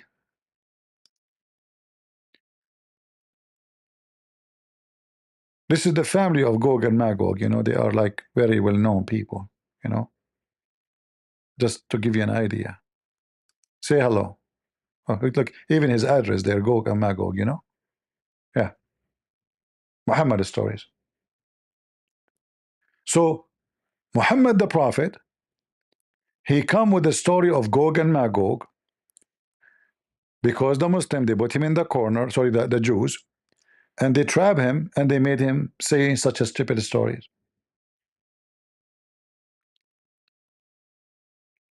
And then Gog and Magog, how we build the dam? According to the stupid Muhammad again, Zulqarnain, the one with the two horn, maybe he's a cow. We don't even know if he's a man, by the way. I mean, it says the one with the two horn. Don't he have a name? Like what kind of a book of history would say the guy with the two horn? The guy with the two horn, he came and he arrived where the sun set. And then the guy with the two horn came. It doesn't even say the guy. I wish it says the guy. It says the one with the two horn. Shouldn't we know who is this person? It's a cow.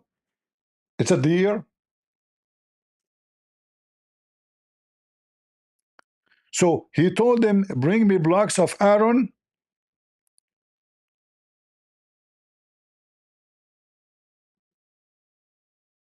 and melting copper, and I will build the wall. So the wall is built from something will not live maximum 50 years. Because we know that iron will rust. Don't you know? But according to Muhammad, those Gog and Magog, they will come only out in the day of judgment.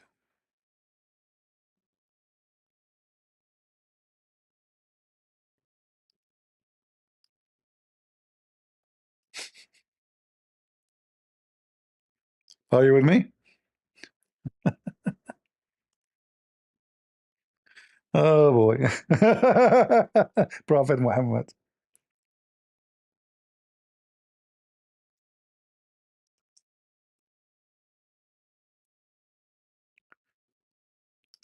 In the day of judgment, and only in the day of judgment, those people, Gog and Magog, they will make a hole and they will get out of the wall.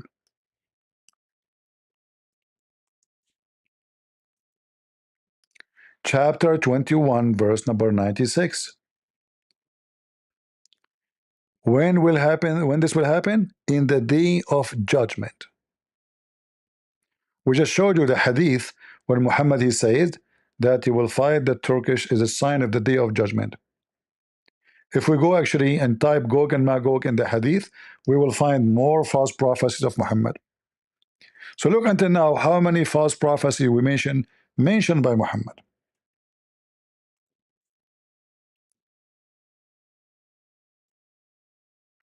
Do you see it? And here, a bigger false prophecies of Muhammad. Muhammad, he claimed that the Gog and Magog and the day of judgment will happen in his time. Am I lying? Read it. Muhammad, he came from his house and he was frightened.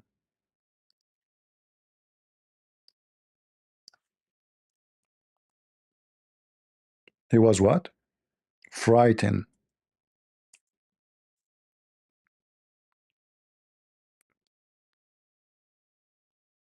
Why? Today, the dam of Gog and Magog is open. Read the hadith. It's in front of you. And this is authentic. Sahih Muslim, Sahih Bukhari, you name it.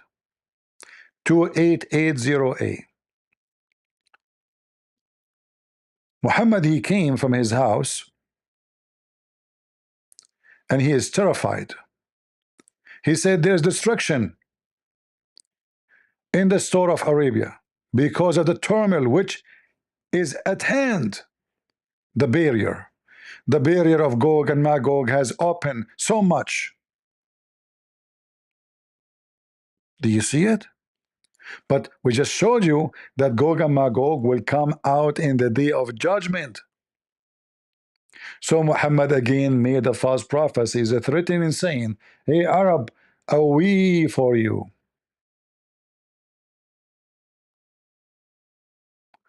Your destruction is coming. Gog and Magog just left the gate. It's like Harry Potter movie or the Lord of the Ring. Very the same, huh? Look, did Muhammad prophesied affliction and the end of the world? What is the name of the title? Afflictions and the end of the world. So when Muhammad, when he speak about this, he's talking about what? Talking about the hour, the day of judgment is approaching, the end of the world. The prophet got up from his sleep. He saw a vision from Allah. His face was a flushed red and said, none has the right to be worshipped but Allah. We to the Arab from the great evil that nearly approaching them. Did he say nearly? Muslim, did he say nearly?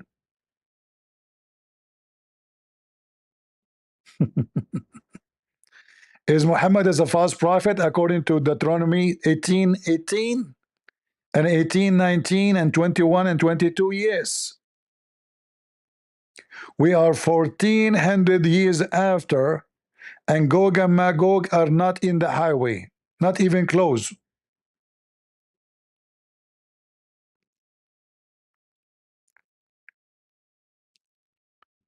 And Muhammad make other poo-poo, more false prophecies.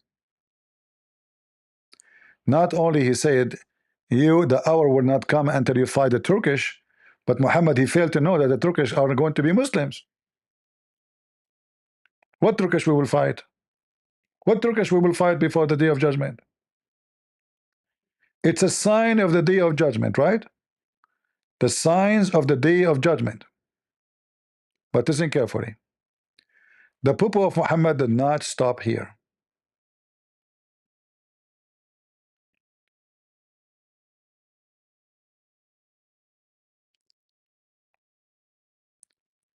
A group of men, they came to Muhammad.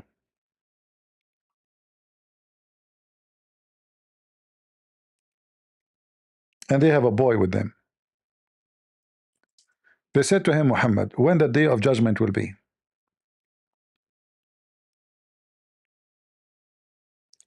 When the day of judgment will be? He said, this boy will not grow old before the hour come. The Muslim, they try to fix it. They say, look in the translation, this is to the old people of this generation. Okay, hold on. The last hour would come to you. What is the question? Prophet.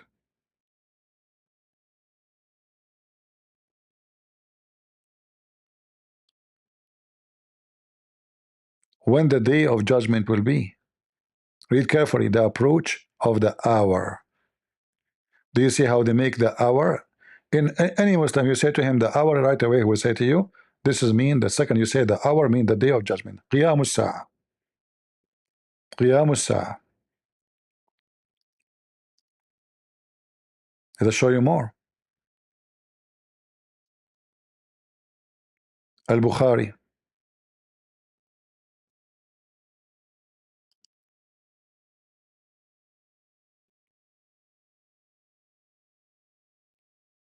The same hadith is reported. When the hour will be, did they ask him when we will die? No. When the hour, they will not die all in the same time. They are a group of people. As you see, a bunch of Bedouin, not one, not two, not three.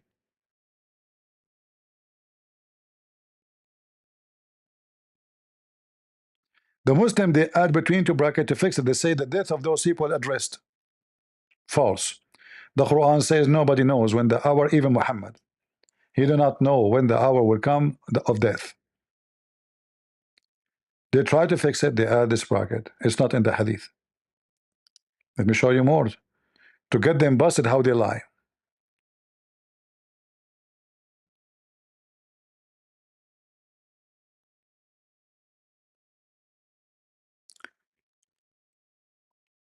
All those hadith are authentic. But just to show you how stupid the Muslims are when they try to duct tape. What is the name of the book? The Book of Interpolation and the Last Hour. The Signs of the Last Hour. Do you see it? This is the title. Okay. Even in Arabic it says Kitabul Fitan wa Ashratu Sa'a. The chapter, the approach of the hour, not somebody hour, the day of judgment of all mankind. Reported from Anas, he said, a person asked Allah Messenger as to when the last hour would come. Do you see the last hour? He had in his presence a young boy of the Ansar. Ansar are a group of people who converted to Islam supposedly, who was called Muhammad. The boy, his name is Muhammad too. They called him Muhammad after the name of Muhammad. Allah Messenger said, if this young boy live, he might not grow old, very old, till he would see the last hour come to you. How obvious that Muhammad is a false prophet.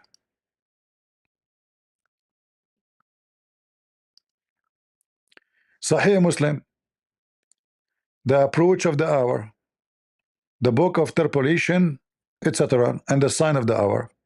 I mean, the title itself will tell you this is about the day of judgment. When would the last hour will come? The prophet, he said,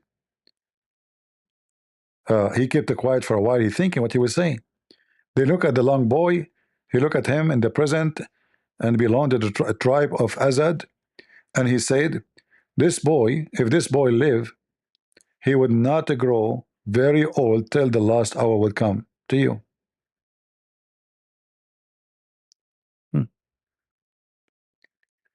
False prophet. We can continue. And the Muslim, they try to duct tape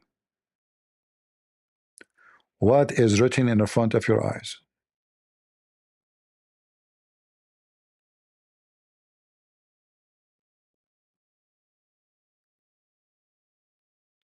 The hour will establish, the hour will establish, as you see, it's all over.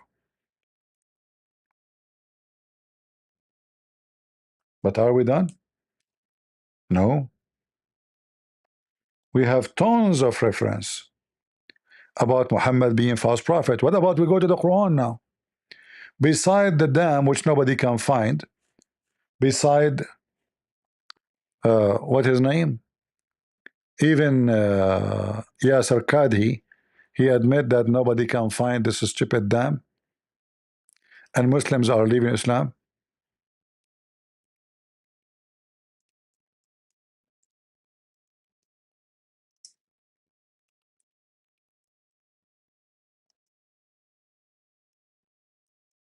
Let us see.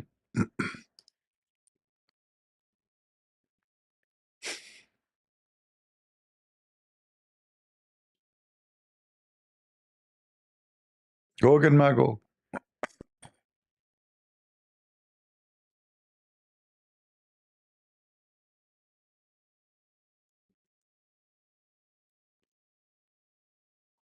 All right.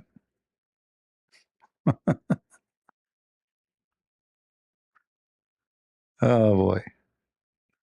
Where are you, Gog and Magog? Hold on. I found Ali Dawah trying to fix it. Hold on. I found Ali Dawah video trying to fix it.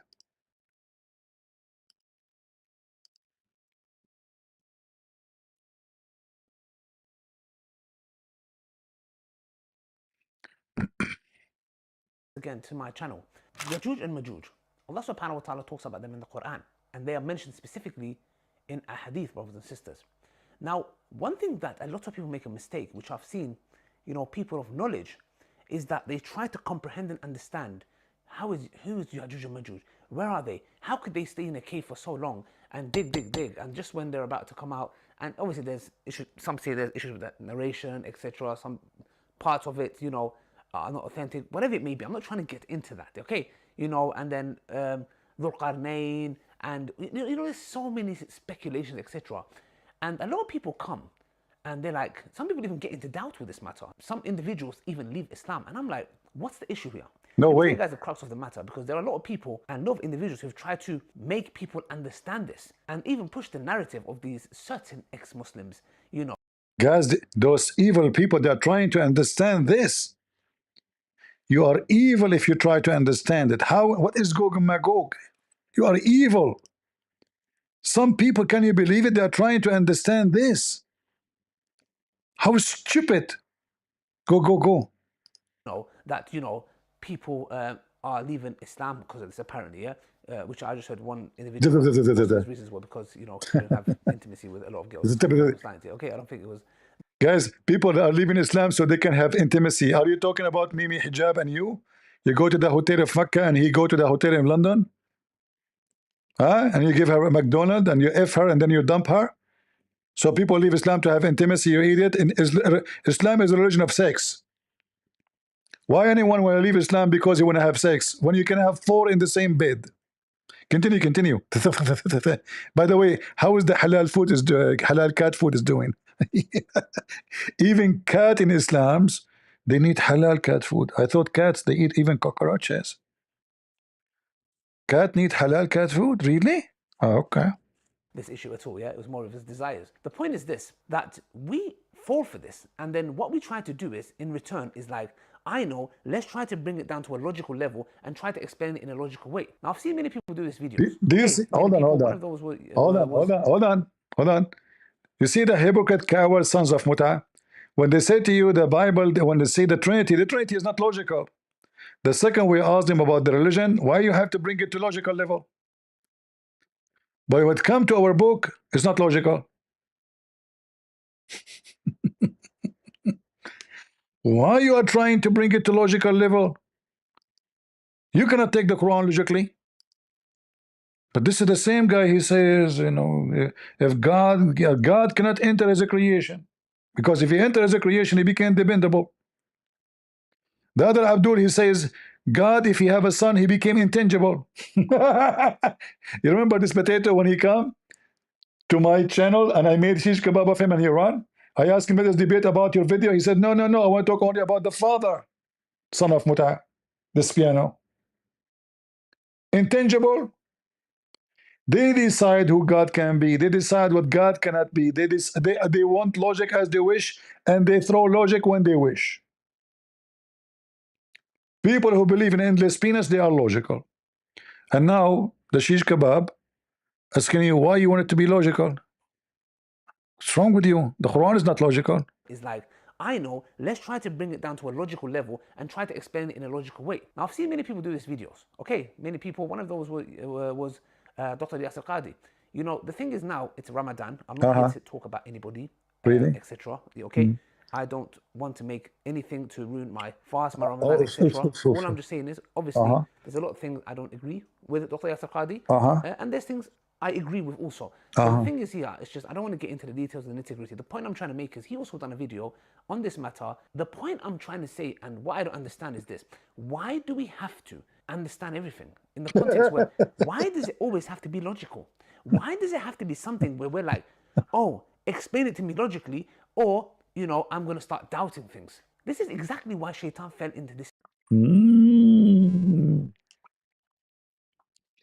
So if a Christian try to understand the Trinity logically, this is Shaitan doing that to him, huh? So when you question the Christians about the Trinity, you are Shaitan. Son of Muta. Let's take Yasir Qadhi. Hold on. Yasir Qadhi, he tried to fix it too. They have a false prophet, they have to duct tape him. Check it out. Actually, I can play some of To Weave a Singer to play for fun, you know. But let him go. So if somebody were to say, how can we believe these ahadith when Google Earth has mapped the whole world? We can zoom in and see everything around us, and there is no massive land hidden from mankind. The response is, Wallahu ala kulli shay'in qadir. Allahu a'lam. If we believe in the ahadith, this is what the ahadith tell us. This is what the ahadith tell us. And there's a simple rule that Ibn Taymiyyah mentions. Memorize this rule. Memorize. The Quran and Sunnah does not bring the impossible, but it does bring that which astounds the mind. Is it impossible that somewhere underground Allah has thousands of people living? It's not impossible. Hold on, potato. What underground? The Quran says he built a dam, and they are behind the dam, not under the ground, you idiot. Are they rats? Are they mice? Are they cockroaches? Those are the Turkish. Is it impossible? It's not impossible. The mind. Is it impossible that somewhere underground Allah has thousands of people living? It's not impossible. It's not impossible. It's not surprising that our medieval scholars believe this type of stuff. Now, obviously, dare I say, anybody who knows science and geography and modern civilization, you cannot believe that there is a tribe for 4,000 years trapped behind a wall. I mean, if you believe this, if you believe this, you're a donkey, sorry, you know. I mean, and the Muslims are trying to find Muhammad in the book of Deuteronomy.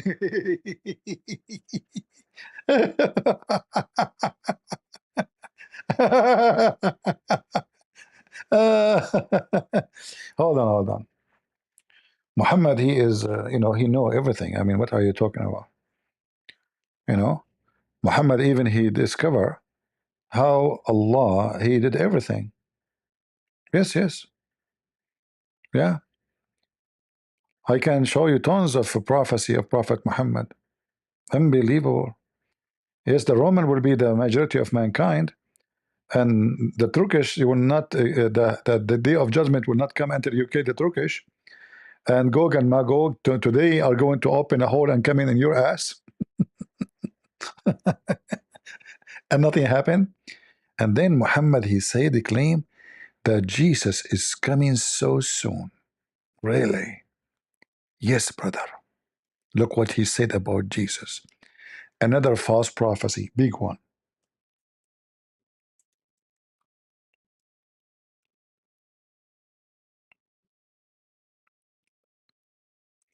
Is that me saying that, Muslims? Is this a false prophecy or not? Muhammad, he predicted as a prophet, prophesying, swearing by Allah, saying the son of Mary, Isa, will shortly descend among you people. Speaking to who? To the Muslims in the front of him. In Arabic, it says liyushikna. What do yushikna mean? Mean extremely, very soon. Like almost.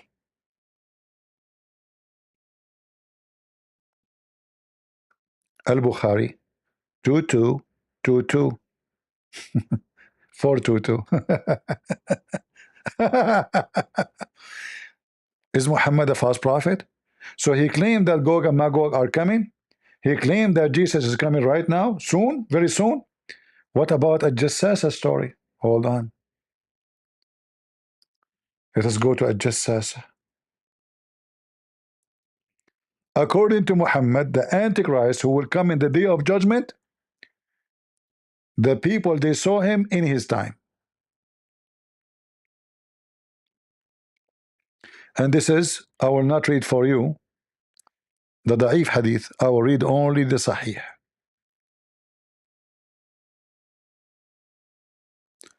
Only the Sahih. Be my witness. Look how long the story about a Jassasa, brother. Look how long. This is Sahih Muslim. Sahih.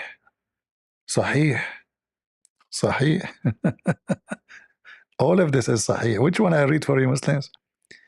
All of this is Sahih. I don't want to read the Da'if. The Muslim, they will say Da'if because Muhammad is Da'if. Allah is Da'if too. So, according to Muhammad,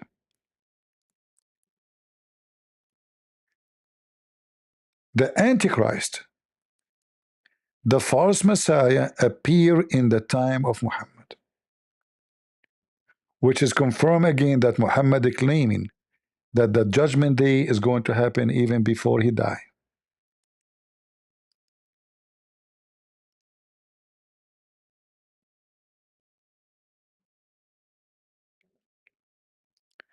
According to the fiction story of Muhammad, that a group of people, they were going in the ocean and Muhammad was telling them about the story, saying, look, this guy, he confirmed my story, the one I told you. What a story? It's about an island, and this island have a beast. And this beast is covered by hair. It's called Al-Jassasa.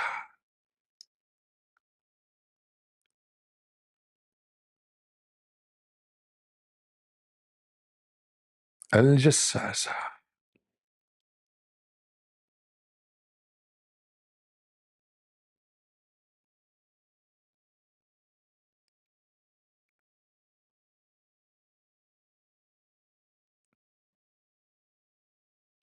Muhammad, he called the Muslims. I was just skipping the first part because there's things that have nothing to do with the story. Muhammad, he told them, do you know why I had to ask you to assemble? He called them, come. Like, what happened? They said, no, Prophet. Why? Allah and His Messenger know best. Muslims are mushrikeen. They associate the knowledge of Allah with Muhammad. He said, by Allah, I have not made you assemble except for something very, very extraordinary warning. Very important warning. But I have detained you here for Tamim ad-Dari, who was a Christian and he accepted Islam. Obviously, Tamim ad-Dari is a fraud. He come to Muhammad, he heard Muhammad telling this story, and now he came to confirm the story of Muhammad. So look what happened. So Tamim ad-Dari, who was a Christian, who became a Muslim, told me something which agrees with what I was telling you. Remember this carefully. Agrees with what Muhammad already was saying. So Muhammad, he said the story already before Tamim ad-Dari. Tamim ad-Dari, he confirmed it. About ad-Dajjal. Who is ad-Dajjal? The Antichrist.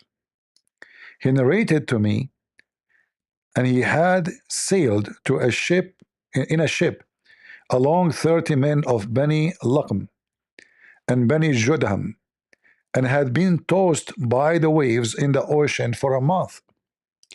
Then those waves, brothers, they took them near the land, within the ocean. Later we will find that this is Cyprus. At the time of the sunset, they sat in a small side boat and entered into the island.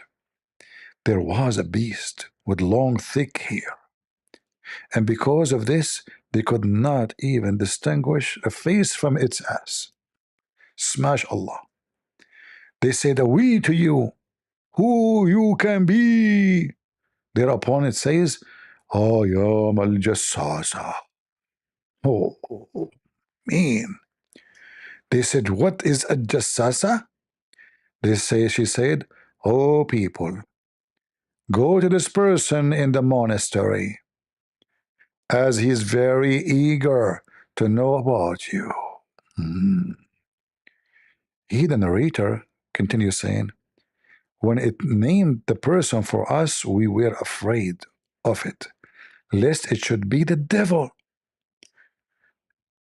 So to make the story shorter, they came to the monastery, and then they found a very well-built person, and he was tied up to his neck with the chains, and the chains are made of iron shackles between his two legs up to his ankles. We said, we upon you, He said, you would soon come to know about me. See, soon, guys, do you see soon? Soon. But tell me, who are you? We said, we are the people of Arabia, and we embark upon a boat to the sea, blah, blah, blah, and bring us here. And then at Dajjal, he start talking to them, and he mentioned that you met with the Jassasa, etc. And then he, the one in the chains, the false Messiah, said, tell me about the date palm trees of the basin. We said, what about those trees? Huh? Why you sick? He said, I ask you whether these trees bear fruit or not. They said, yeah, they do.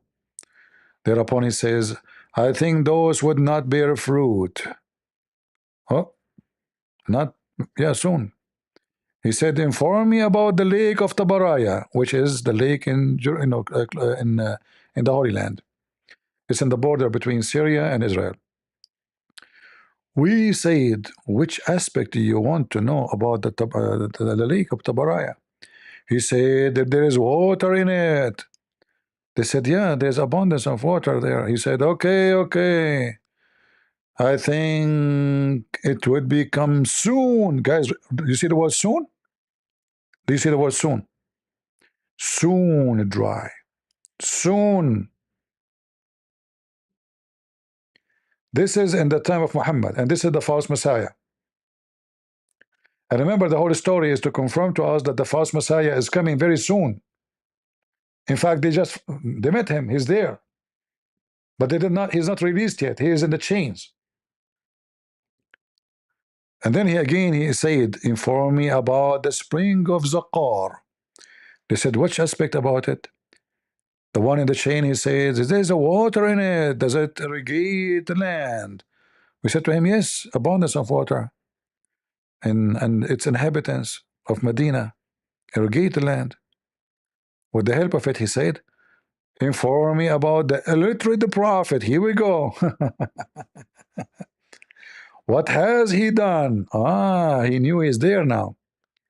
We said he has come out of Mecca and has settled in Yathrib, blah, blah, blah, blah, blah. And then he said, how did he deal with them, which means those Arab?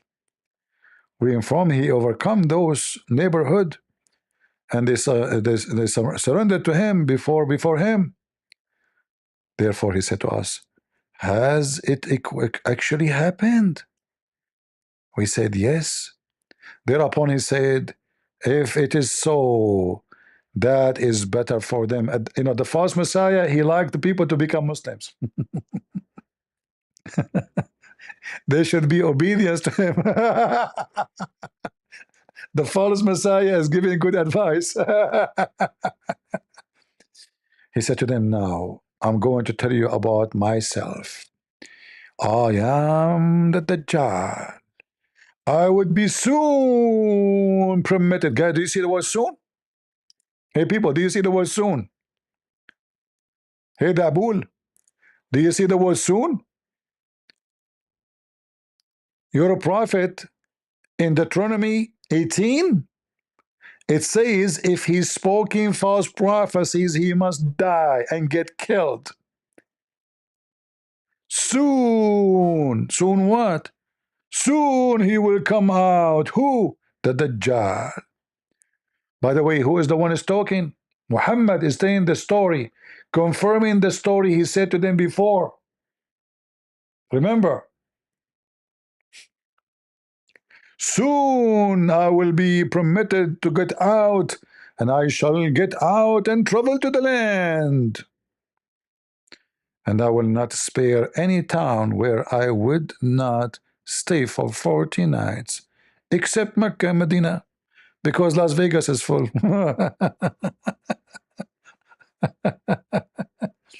But here you see again Muhammad making the false prophecies. He claimed that the Messiah, the real Messiah, is coming soon. Liyushikna Isa, almost Jesus coming, the real Jesus. And now he's talking about the false Messiah. Remember, the false Messiah, He have to come before the real Messiah. The real Messiah will kill the false Messiah.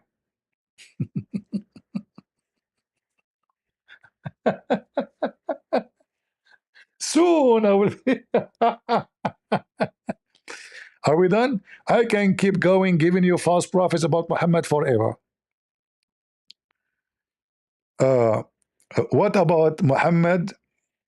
False prophecies about what? Let us see. Shall we go to geography? Shall we go to biology? Shall we go? I mean, you name it. Okay, hold on. Let us talk about something very serious. Something Muhammad told us nobody knows. Nobody knows. How the baby is created 1400 years ago.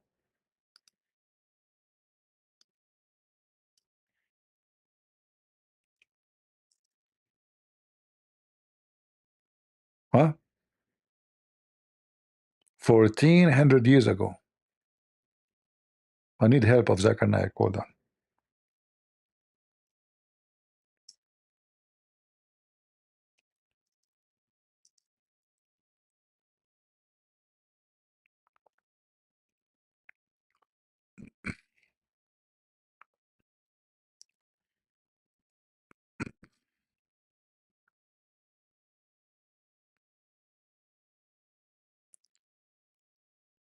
Let us see. Brother and sister, embryology. In the field The false prophet of Allah. Read with me. I mean, watch. Sorry. of embryology, there was a group of students who collected all the data that they could find in the Quran as well as the Hadith dealing with embryology. And they followed the verse of the Quran, Surah Nahl, chapter number 16, verse 43, and Surah Anbiya, chapter number 21, verse number 7, which says, "Fas'alu ahal zikri in kuntum la ta'lamun." If you don't know, if you are in doubt, ask the person who's knowledgeable.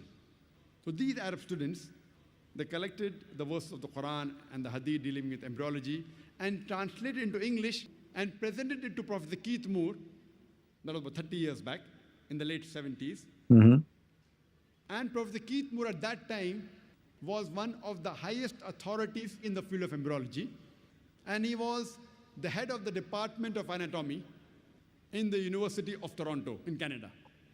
When he went through all the translation verses of the Quran and the Hadith, he said that most of the verses of the Quran which speak about embryology are in perfect conformity with latest advances of embryology.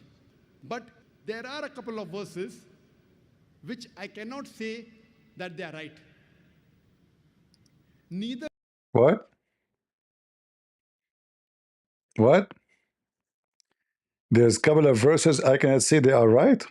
Are you mentioning someone he support the Quran, or he's saying the Quran is stupid? Because if one verse is not right, that means the rest is stupid too. But let me show you, what they did to this guy. They gave him false translation of the Quran, and they told him this is what the Quran said. Later he found out that this is false. So he wrote in his book that the Quran cannot be the book of science because it contradicts science. And I made a video about it. This is why Zakir Naik trying to cover his ass with mentioning this guy name.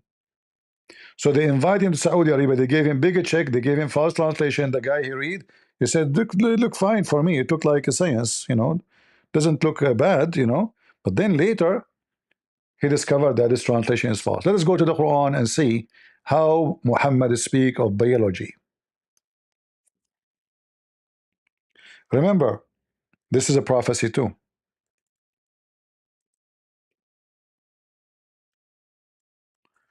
What we are typing. All right. This is how the Quran describes creating the baby. Any one of you can go in 2 seconds and can find out that this is false.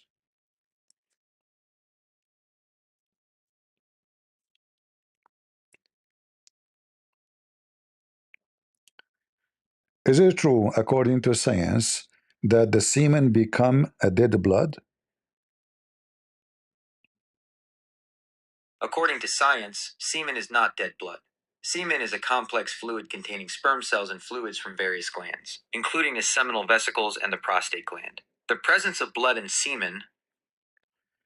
No, I'm not talking about this. I'm saying when the semen enter into the women, does the semen transform into blood and it is dead blood? Thank you for the clarification. It sounds like you're asking about a specific belief or idea that semen transforms into blood inside a woman's body after intercourse. According to science, this is not true. Semen does not transform into blood, dead blood, or any other bodily fluid inside the female reproductive system. Here's what actually happens. Sperm's journey. After ejaculation, millions of sperm are released into the vagina. They immediately begin a difficult journey, swimming from the vagina through the cervix, into the uterus, and then into the fallopian tubes. This journey is a race against time, and many sperm do not survive. The ultimate goal for the sperm is to find and fertilize an egg. If a sperm successfully reaches and penetrates an egg, it can lead to pregnancy. The sperm's genetic material combines with the egg's genetic material, forming a single cell called a zygote. What happens to the rest? The vast majority of sperm do not fertilize an egg. They are eventually broken down and absorbed by the woman's body, or expelled from the reproductive tract. Seminal fluid. Thank you. Muhammad is a false prophet. Not only that, Muhammad make bigger poo-poo. How many days the semen live inside the woman body? Sperm can live inside the female reproductive tract for up to 5 days under ideal conditions, such as during ovulation. However, outside of this fertile window, sperm may only survive for a few hours. Thank you, Mr. AI. Look what Muhammad said about semen prophesying science which nobody knows.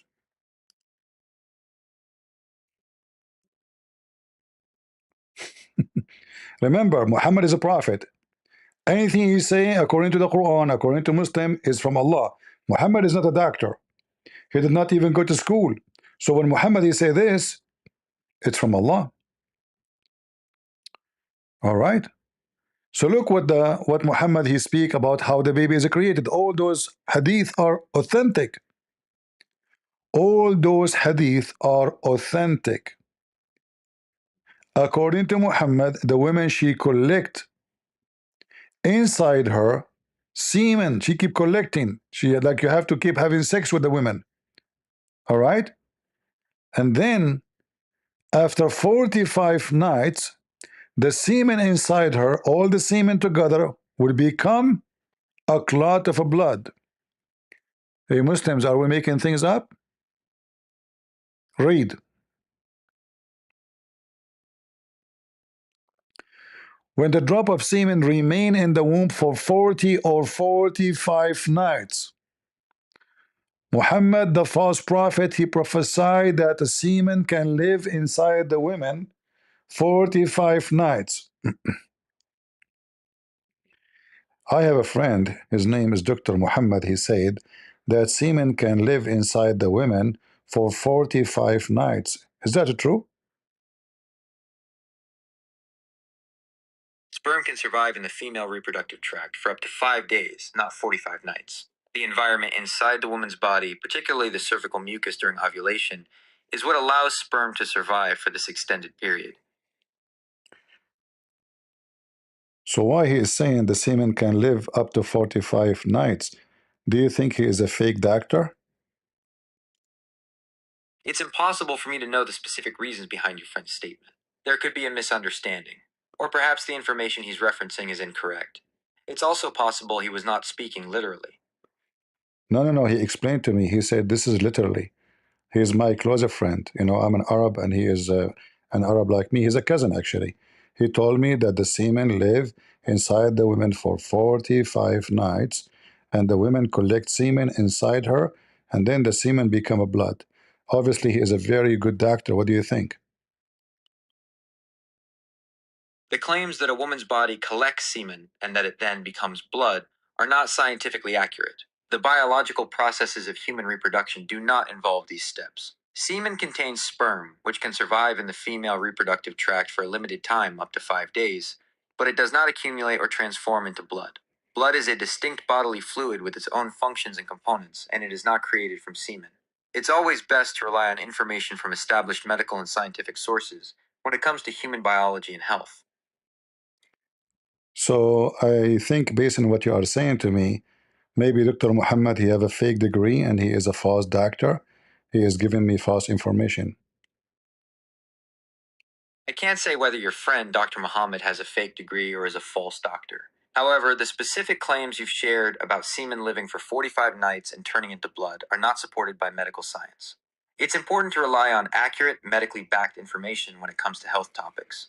If you have concerns about the medical advice you are receiving, you can always seek a second opinion from a different, verified healthcare professional. I asked another doctor, his name is Dr. Muhammad too. He is, all the doctors I know, their name is Muhammad. And he said that the semen will become a dead blood, and then the dead blood will become a piece of meat. And then the piece of meat will become bones. Is that true?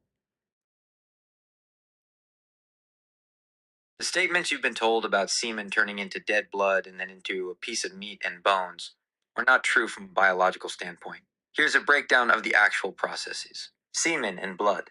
Semen is a fluid that contains sperm, and its purpose is to facilitate fertilization. Blood is a completely different bodily fluid with its own distinct components and functions. While blood can sometimes appear in semen due to various medical conditions, a condition called hematospermia, semen itself does not turn into blood. From fertilization to a fetus, the process of human development begins with the fertilization of an egg by a sperm, forming a single-celled zygote. This zygote then undergoes rapid cell division, eventually forming a blastocyst. The blastocyst implants in the uterine wall and develops into an embryo. The embryo, over a period of weeks, undergoes a complex process of cell differentiation, where cells specialize to form the various tissues and organs of the body, including blood, muscle, and bone. It is this process of embryonic development, not a transformation of semen, that leads to the formation of a fetus with all its body parts. Based on the information you've shared, these Dr. Muhammads are providing information that is not consistent with established medical and scientific knowledge. It's crucial to seek medical advice from qualified and licensed healthcare professionals who can provide accurate information about human biology and health. Muslims, your Prophet Muhammad, he gets screwed. You see, you are looking for him in Deuteronomy. You should look for him in the vagina of his mother, where he said, when his mother, she gave birth to him, a light came from her vagina, reached all the way to Damascus. But yet nobody saw the light, even in Mecca. So do you see how easy to prove Muhammad to be a false prophet, you idiot? All of this is authentic hadith. All of this is authentic. A clot of a blood, and then become a lump of a flesh. And do you know the total of all of this process? 120 days.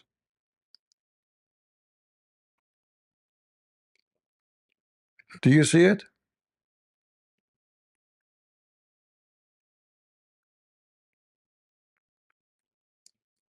According to your prophet, the last thing determined about the baby gender, about the baby is the gender. The last thing the angel asked him, male or female. But according to science, it is from the beginning. It's not the last thing, it is the first thing. Let me ask Dr. AI. Which one determined the gender of the baby of the human, the semen or the egg? The semen determines the baby's gender. The sperm carries either an X or a Y chromosome, while the egg always carries an X chromosome. If a sperm with an X chromosome fertilizes the egg, the baby will be a girl, XX. Do you see how stupid Muhammad is? According to your Muhammad, the last question the angel will ask Allah, male or female? Male or female? But according to science, the semen, the semen, when it enter into the egg, right away we know, or at least the gender is decided. Is it really hard to prove Muhammad to be a fraud? Huh?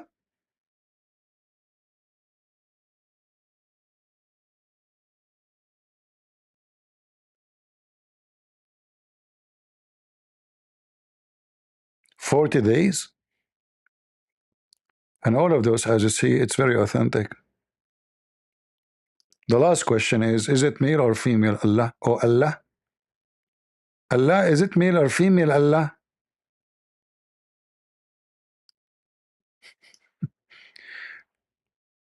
According to Muhammad, Dr. Muhammad, if a male have orgasm first, the baby will be a boy. If the female have orgasm first, the baby will be a girl.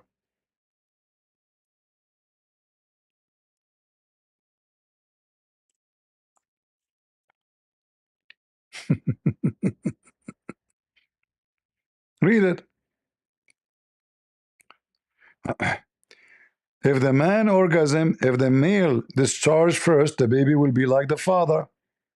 If the female discharge first,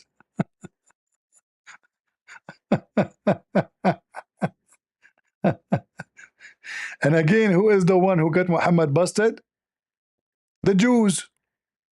The Jews. They came to him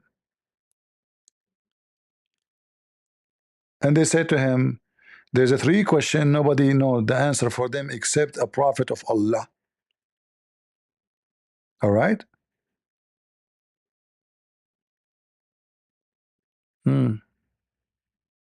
Look at the science.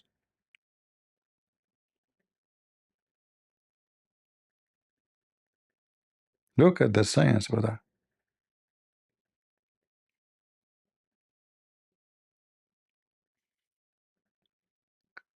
Whichever of them comes first, the baby resembles the father or the mother. So if the women come first, the baby will resemble the women, will be a girl. If the man have orgasm first, the baby will resemble the father. Muslims, are we making things up?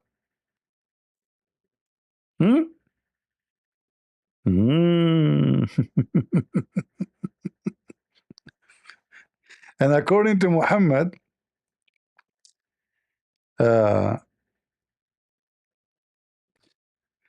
women discharge is yellow and thin, and the man, and then now you know that Muhammad, he claimed that the liquid come from the woman vagina is what make the babies.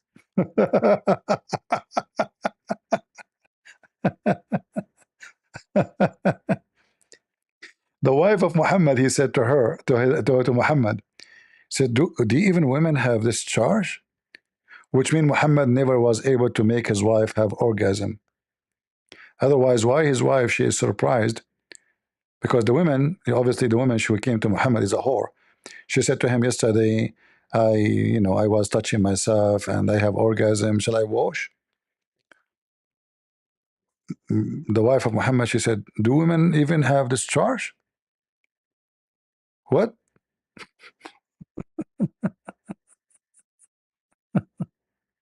Oh boy. Yeah.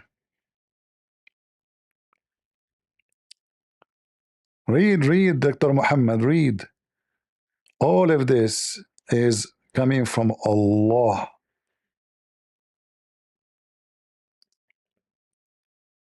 And here Salama, the wife of Muhammad, she gave a finger to Muhammad, expose him that he do not know how to have sex. She said, the Messenger of Allah, he said, if she see that she has a discharge, then let her perform a bath. Salama, the wife of Muhammad, said, oh, Messenger of Allah, does that really happen? Which means the women have discharge? Muhammad, he never made Salama have discharge.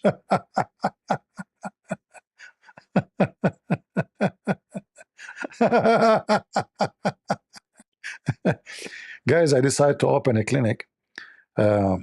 As you know, I speak Arabic, and I feel sometimes I'm inspired, by birth. Even my mom, when I was born, she told me that you are a Afrit. And this is another proof that I'm a prophet. Look at the Quran saying Afrit. Afrit, a prophet of God, he believe in Afrit. Do you know what Afrit is?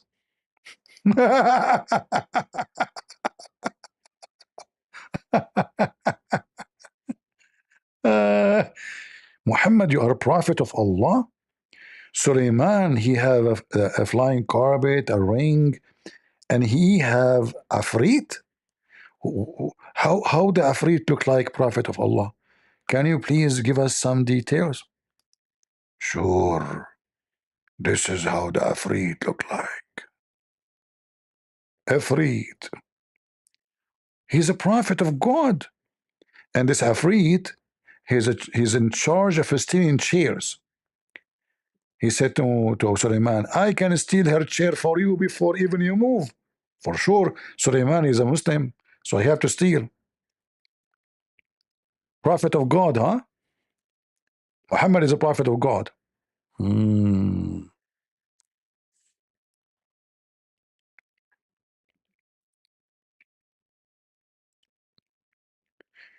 I have a friend, his name is Muhammad. He said he saw a creature, he called him Afrit in Arabic.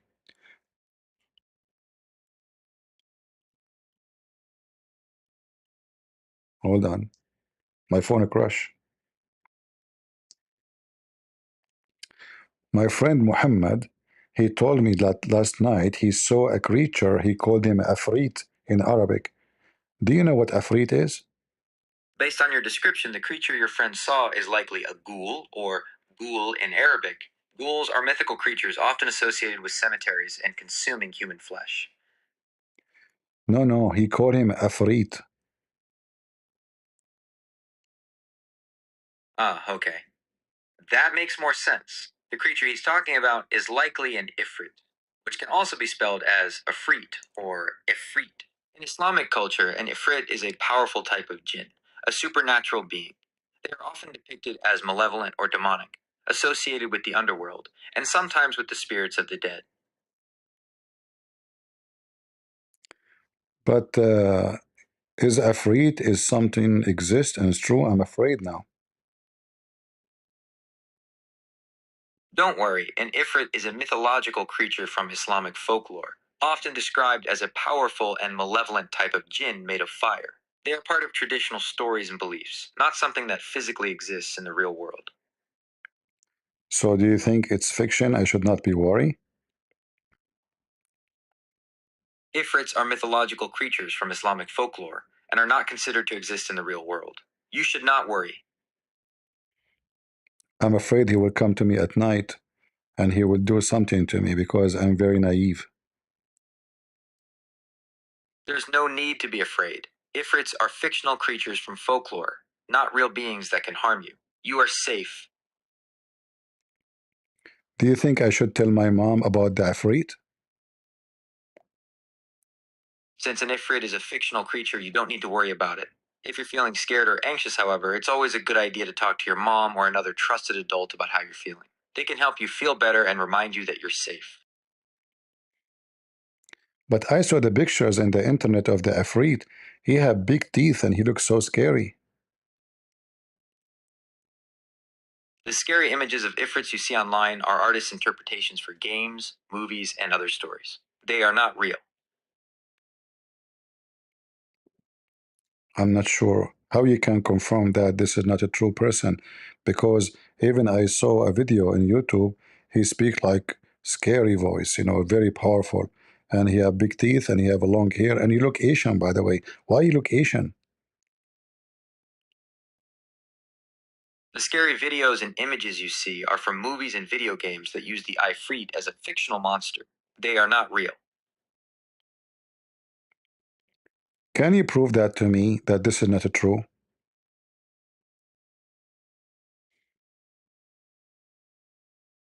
Ifrits are mythological creatures from Islamic folklore and not a real person. The scary videos and pictures you see online are from movies, TV shows, and video games. They use these myths to create fictional monsters for entertainment. So are you saying that the one who is behind the story of the Afrit is making things up and he is telling a lie? The Ifrit is a mythological creature from Islamic folklore. I know you said that many times. I'm asking you, as long as it's a mythological, does that mean that this story is a fabricated and the one who told the story is lying? Saying something is mythological doesn't mean the storyteller is lying.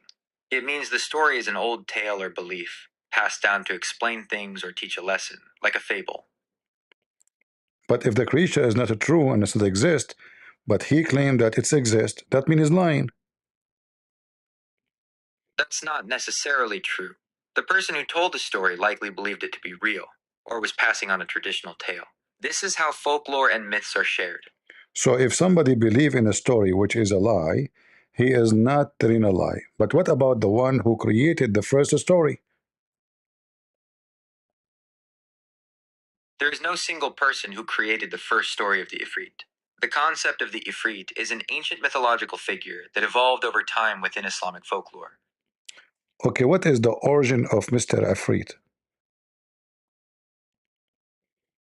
The Ifrit is a creature from ancient Islamic folklore, appearing in the Quran and other traditional texts. The term originally meant a powerful or rebellious type of jinn. So are you saying the Quran have fictional stories? Islamic tradition considers all stories in the Quran to be true, not. See? I asked you, is the one who is saying that this is true is a liar? You said no. But the one who told this story is Muhammad.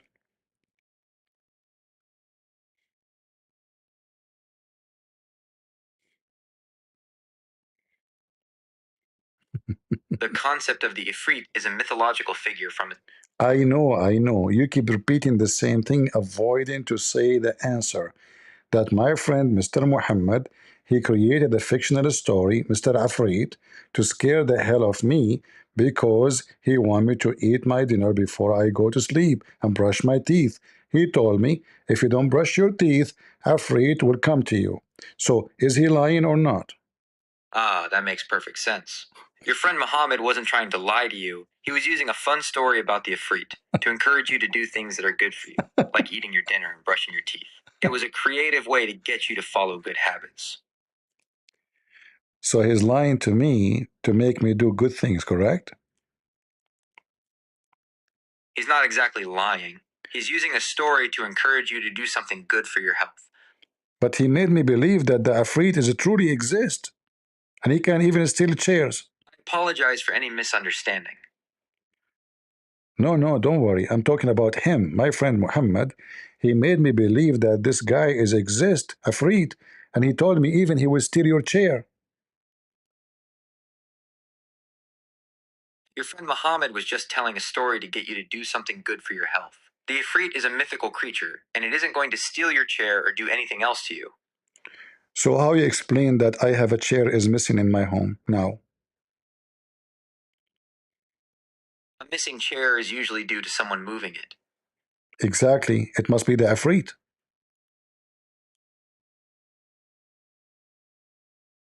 It must be the Afrit, correct? The guy's AI crashed. Repeat the question. It's crashed. So my chair is missing because of the Afrit, correct? No, your chair is missing because someone moved it. But I saw the chair moving and there was nobody around it.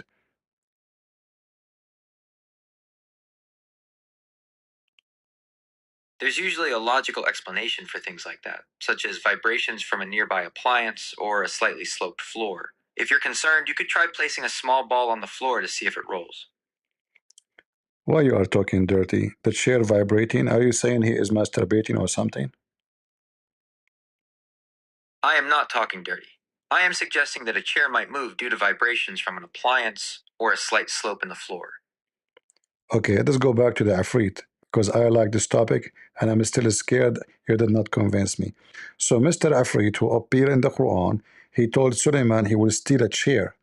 And the Muslims believe that this is a true story. So why you think the Muslims believe it's true story if it's a fictional story, as you said? In Islamic belief, jinn are real supernatural beings. The Quran mentions an ifrit as a type of jinn, which is why Muslims believe they exist. But you told me it's a fictional character, fictional person, does not exist, correct? I'm sorry for the confusion. To clarify, in Islamic theology, jinn, including ifrits, are considered real beings. I know, but you told me previously, don't worry about the Ifrit, it's just a mythological creature, he does not exist, correct? My apologies for the confusion. Ifrits are part of Islamic folklore and belief. I know that. Are you trying to bite your tongue now and you take what you said already to me? It's too late. I'm recording you. You told me that don't worry about Ifrit. Don't tell your mom. Ifrit will not even take your chair. It's a mythological creature. It does not exist. Don't worry about it. It's a fictional person. And now you keep repeating to me saying, well, the Muslim belief is true. So I'm asking you, is it true? Or what the Muslim is believing is true? Which one is true? It's a fictional or it's not fictional?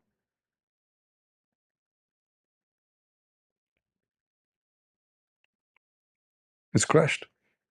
I crashed AI. Collapsed. You Muslims, even the stupid AI is laughing at you. There's no Afraid.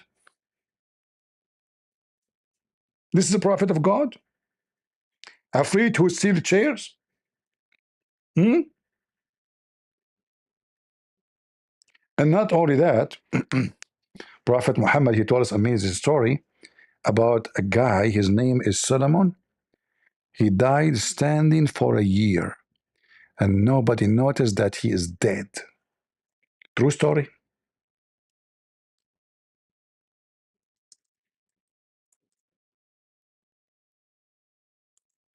True story, by the way.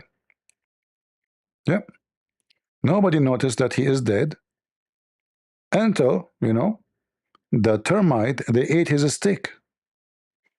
Let me ask AI. I have a question which make me really confused. That's completely normal, and it's okay to feel that way. What's on your mind? Tell me the question that's confusing you, and I'll do my best to help you sort it out.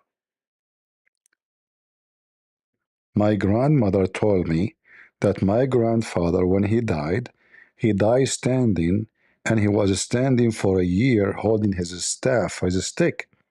And nobody noticed that he is dead for 1 year, 12 months. Enter the termite, they ate the stick, and he fell down. What do you think about this story? Is it true? That's a very striking and memorable story your grandmother told you. It's easy to see why it would be confusing and make you wonder if it's true. From a practical and scientific standpoint, a person's body would not be able to remain standing for a year after death. There are several reasons for this. Decomposition. Immediately after death, the body begins to decompose. This process is complex, involving bacteria and other organisms, and it leads to the breakdown of tissues and the collapse of the body's structure. Within a year, the body would be in a very advanced state of decomposition and would not be able to stand upright. Rigor mortis. While rigor mortis, the stiffening of muscles after death, does occur, it's a temporary process. It begins a few hours after death, peaks at around 12 to 24 hours, and then gradually fades as the muscle fibers break down. It would not last for a year. Gravity. Even if the body somehow remains stiff, gravity would eventually cause it to collapse. The internal structure would simply not be strong enough to resist the pull of gravity for such a long period. The presence of others. The most significant part of the story is that nobody noticed. In most family settings, it would be virtually impossible for someone to be dead and standing in a home for a year without anyone realizing it. The smell of decomposition alone would be impossible to miss, not to mention the lack of communication, movement, and all other signs of life. So, while the story is fascinating, it's not physically possible for it to be true in a literal sense. However, this doesn't mean the story is false in a different way. Stories like this are often told to convey a deeper meaning or a powerful feeling. Here are a few interpretations of what your grandmother might have been trying to express. Okay. Hyperbole. The story could be a form of hyperbole, which is an exaggeration for emphasis. Perhaps your grandfather was a very strong and stoic man, and the story is meant to illustrate his enduring strength and determination, even in death. The passage of time, the year, could be a way of emphasizing how long it felt like he was. Did you just say the passage of time? Are you quoting Kamala Harris? No, I'm not quoting Kamala Harris. The phrase, the passage of time, is a very common and general expression in the English language. Okay, we go back to our topic. So my grandmother, she believed that my grandfather, he died and stand for a year for real. She is not exaggerating according to her. I just asked her. She said she swear by Mickey Mouse that this is a true story and it happened and she saw it, and even all the neighbors, many people, they saw my grandfather holding his stick, standing, but then the termite, the little ants, they ate his staff and he fell down. The staff broke. So he can even be standing for a long time more, but the termite, they are very bad creatures. They ate his staff. What do you think?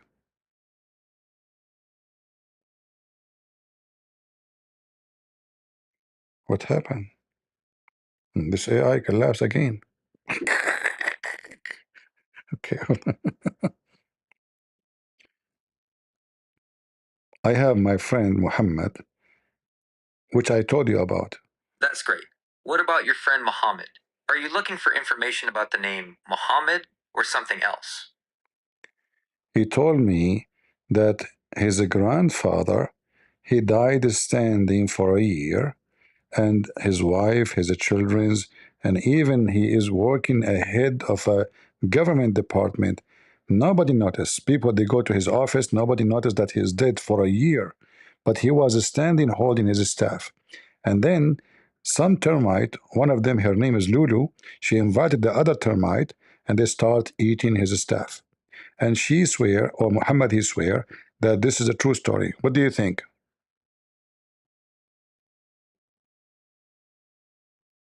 Let's crash again. Maybe I should make it shorter.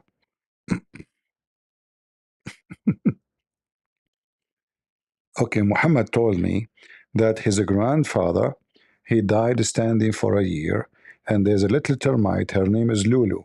She called the other friends termite, and they ate his staff. Otherwise, he would be standing dead for more than a year, but the termite ate his staff. What do you think of this story? Is it true? Thank you for sharing that story from your friend Muhammad. It's a very famous and important story in Islamic tradition, and it's a great example of how stories can carry a deep and symbolic meaning. This story is not about a literal grandfather named Muhammad, but a reference to the death of Prophet Suleiman, Solomon in the Judeo-Christian tradition. The story is found in the Quran, specifically in Surah Sabah, chapter 34, verse 14. Here's the essence of the story. Prophet Suleiman was a powerful king to whom God had granted control over many things, including the jinn spirits. The jinn were working for him on a great construction project, and they believed they had knowledge of the unseen, the future and hidden things. When Prophet Suleiman's time came to die, he was standing, leaning on his staff, and overseeing the work. God willed that his death be kept a secret from the jinn so that they would continue their work, and the project would be completed. So Prophet Suleiman died while standing, supported by his staff. The jinn, seeing him in his standing position, assumed he was still alive and continued toiling away for a long time. It was only when a termite, which the Quran calls a creature of the earth, ate through his staff that his body lost its support and fell to the ground. This is the moment the jinn realized he was dead. The story's main purpose is to show that the jinn do not, in fact, have knowledge of the unseen. Had they known of his death, they would not have remained in their humiliating servitude for so long. What do you mean they don't have knowledge of the unseen when they can see the guy? He is in front of them. This is not unseen, this is seen. They can see him every day. That's an excellent and very important question. It gets right to the heart of the story's meaning. Yeah, I learned this point from a Christian Prince. Thanks for sharing that. Christian Prince is a well-known commentator who is often critical of Islam, and he presents his interpretations of Islamic texts and traditions. It's understandable that you would have learned about this story from him. It's important to remember that there are many different ways to interpret religious stories and texts. But according to the Muslim interpretation, this is a true story, and it's something happened.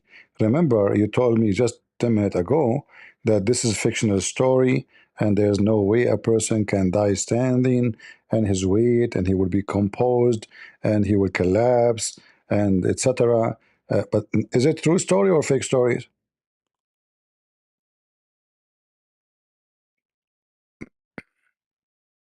It's a very important point you're raising, and it gets to the heart of the confusion. You've correctly remembered my previous explanation about how a human body cannot physically remain standing for... Christian Prince remind me of your answer 10 minutes ago. Otherwise, I'd have a very bad memory. I mentioned Christian Prince when you said you learned about the jinn not having knowledge of the unseen from him. Yeah, and you mentioned to me that I remember what you said to me 10 minutes ago, and I told you I remember it because a Christian Prince remembered it and he told me.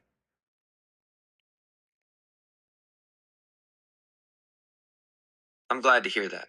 My purpose is to provide clear and helpful information. And So what do you think? Is the story mentioned in the Quran, is it fictional or is true? Is it supported by science that a person can die standing, as the Quran saying, for a year, and his wives, his family, and even his ministers, his soldiers, nobody noticed that he is dead? And is it possible that take 1 year to the termite to eat his staff?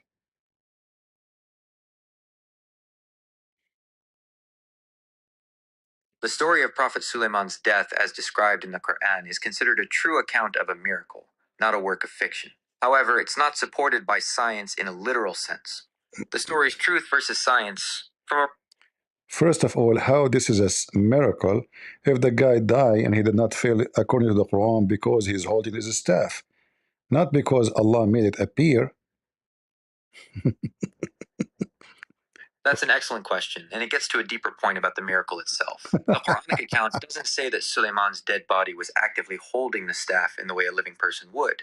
The text says he was leaning on his staff at the moment of his death. Exactly, and this is why he was not be discovered to be dead. It's not because it's a miracle. So he died standing, he leaned on the staff, he was like this for a year, nobody noticed. Nowhere in the verse it says that this is a miracle.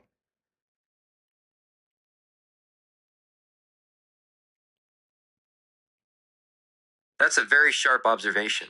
You are correct that the specific verse itself, Quran 34-14, doesn't use the word miracle. However, within Islamic scholarship and theology, the event is understood as a miracle because of its nature, which defies the known laws of science and biology.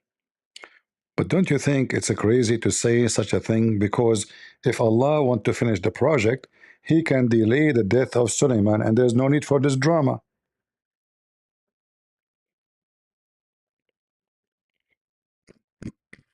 That's a very understandable and logical point to make. From a human perspective, it seems like a very complicated and dramatic way to achieve a simple goal. And why Allah don't command the genie without even Suleiman? Are you saying Suleiman is more powerful than Allah and Allah cannot command the genies?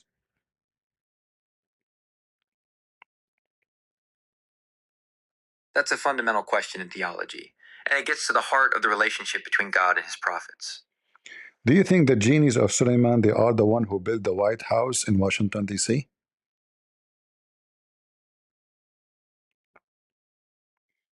That's a very creative thought, but the historical record of the White House's construction is well documented and doesn't mention any involvement from jinn. And do history report that the one who built the Temple of Suleiman is built by genie? That's an excellent question that brings together history and religious texts. The answer depends on whether you are looking at historical and biblical.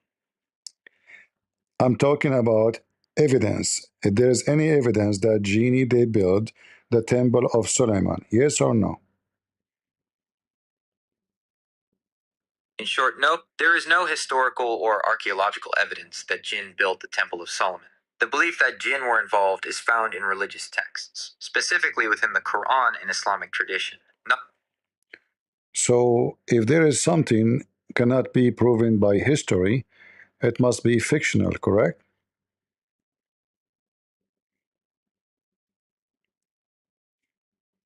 That's a very common and logical way to think about things, but the relationship between history and fiction is a bit more complex.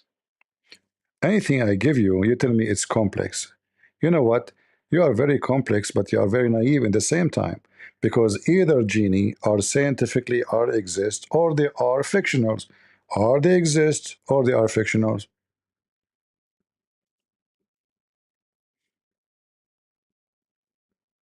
That's a fair point. I can see how providing multiple perspectives on a topic can feel complex, especially when you're looking for a simple yes or no answer. Thank you for the feedback. Let's address your question directly. Jinn, scientific versus religious existence. The question of whether jinn are real or fictional depends entirely on the framework you're using to evaluate them. There isn't one single answer that satisfies both scientific and religious viewpoints. I can tell that you are trying to avoid giving me the answer. So, is genie, if I go to a scientist and I ask him where I can find genie, can he find me where I can find genie? He will say to me, genie are truly exist, or he will deny them.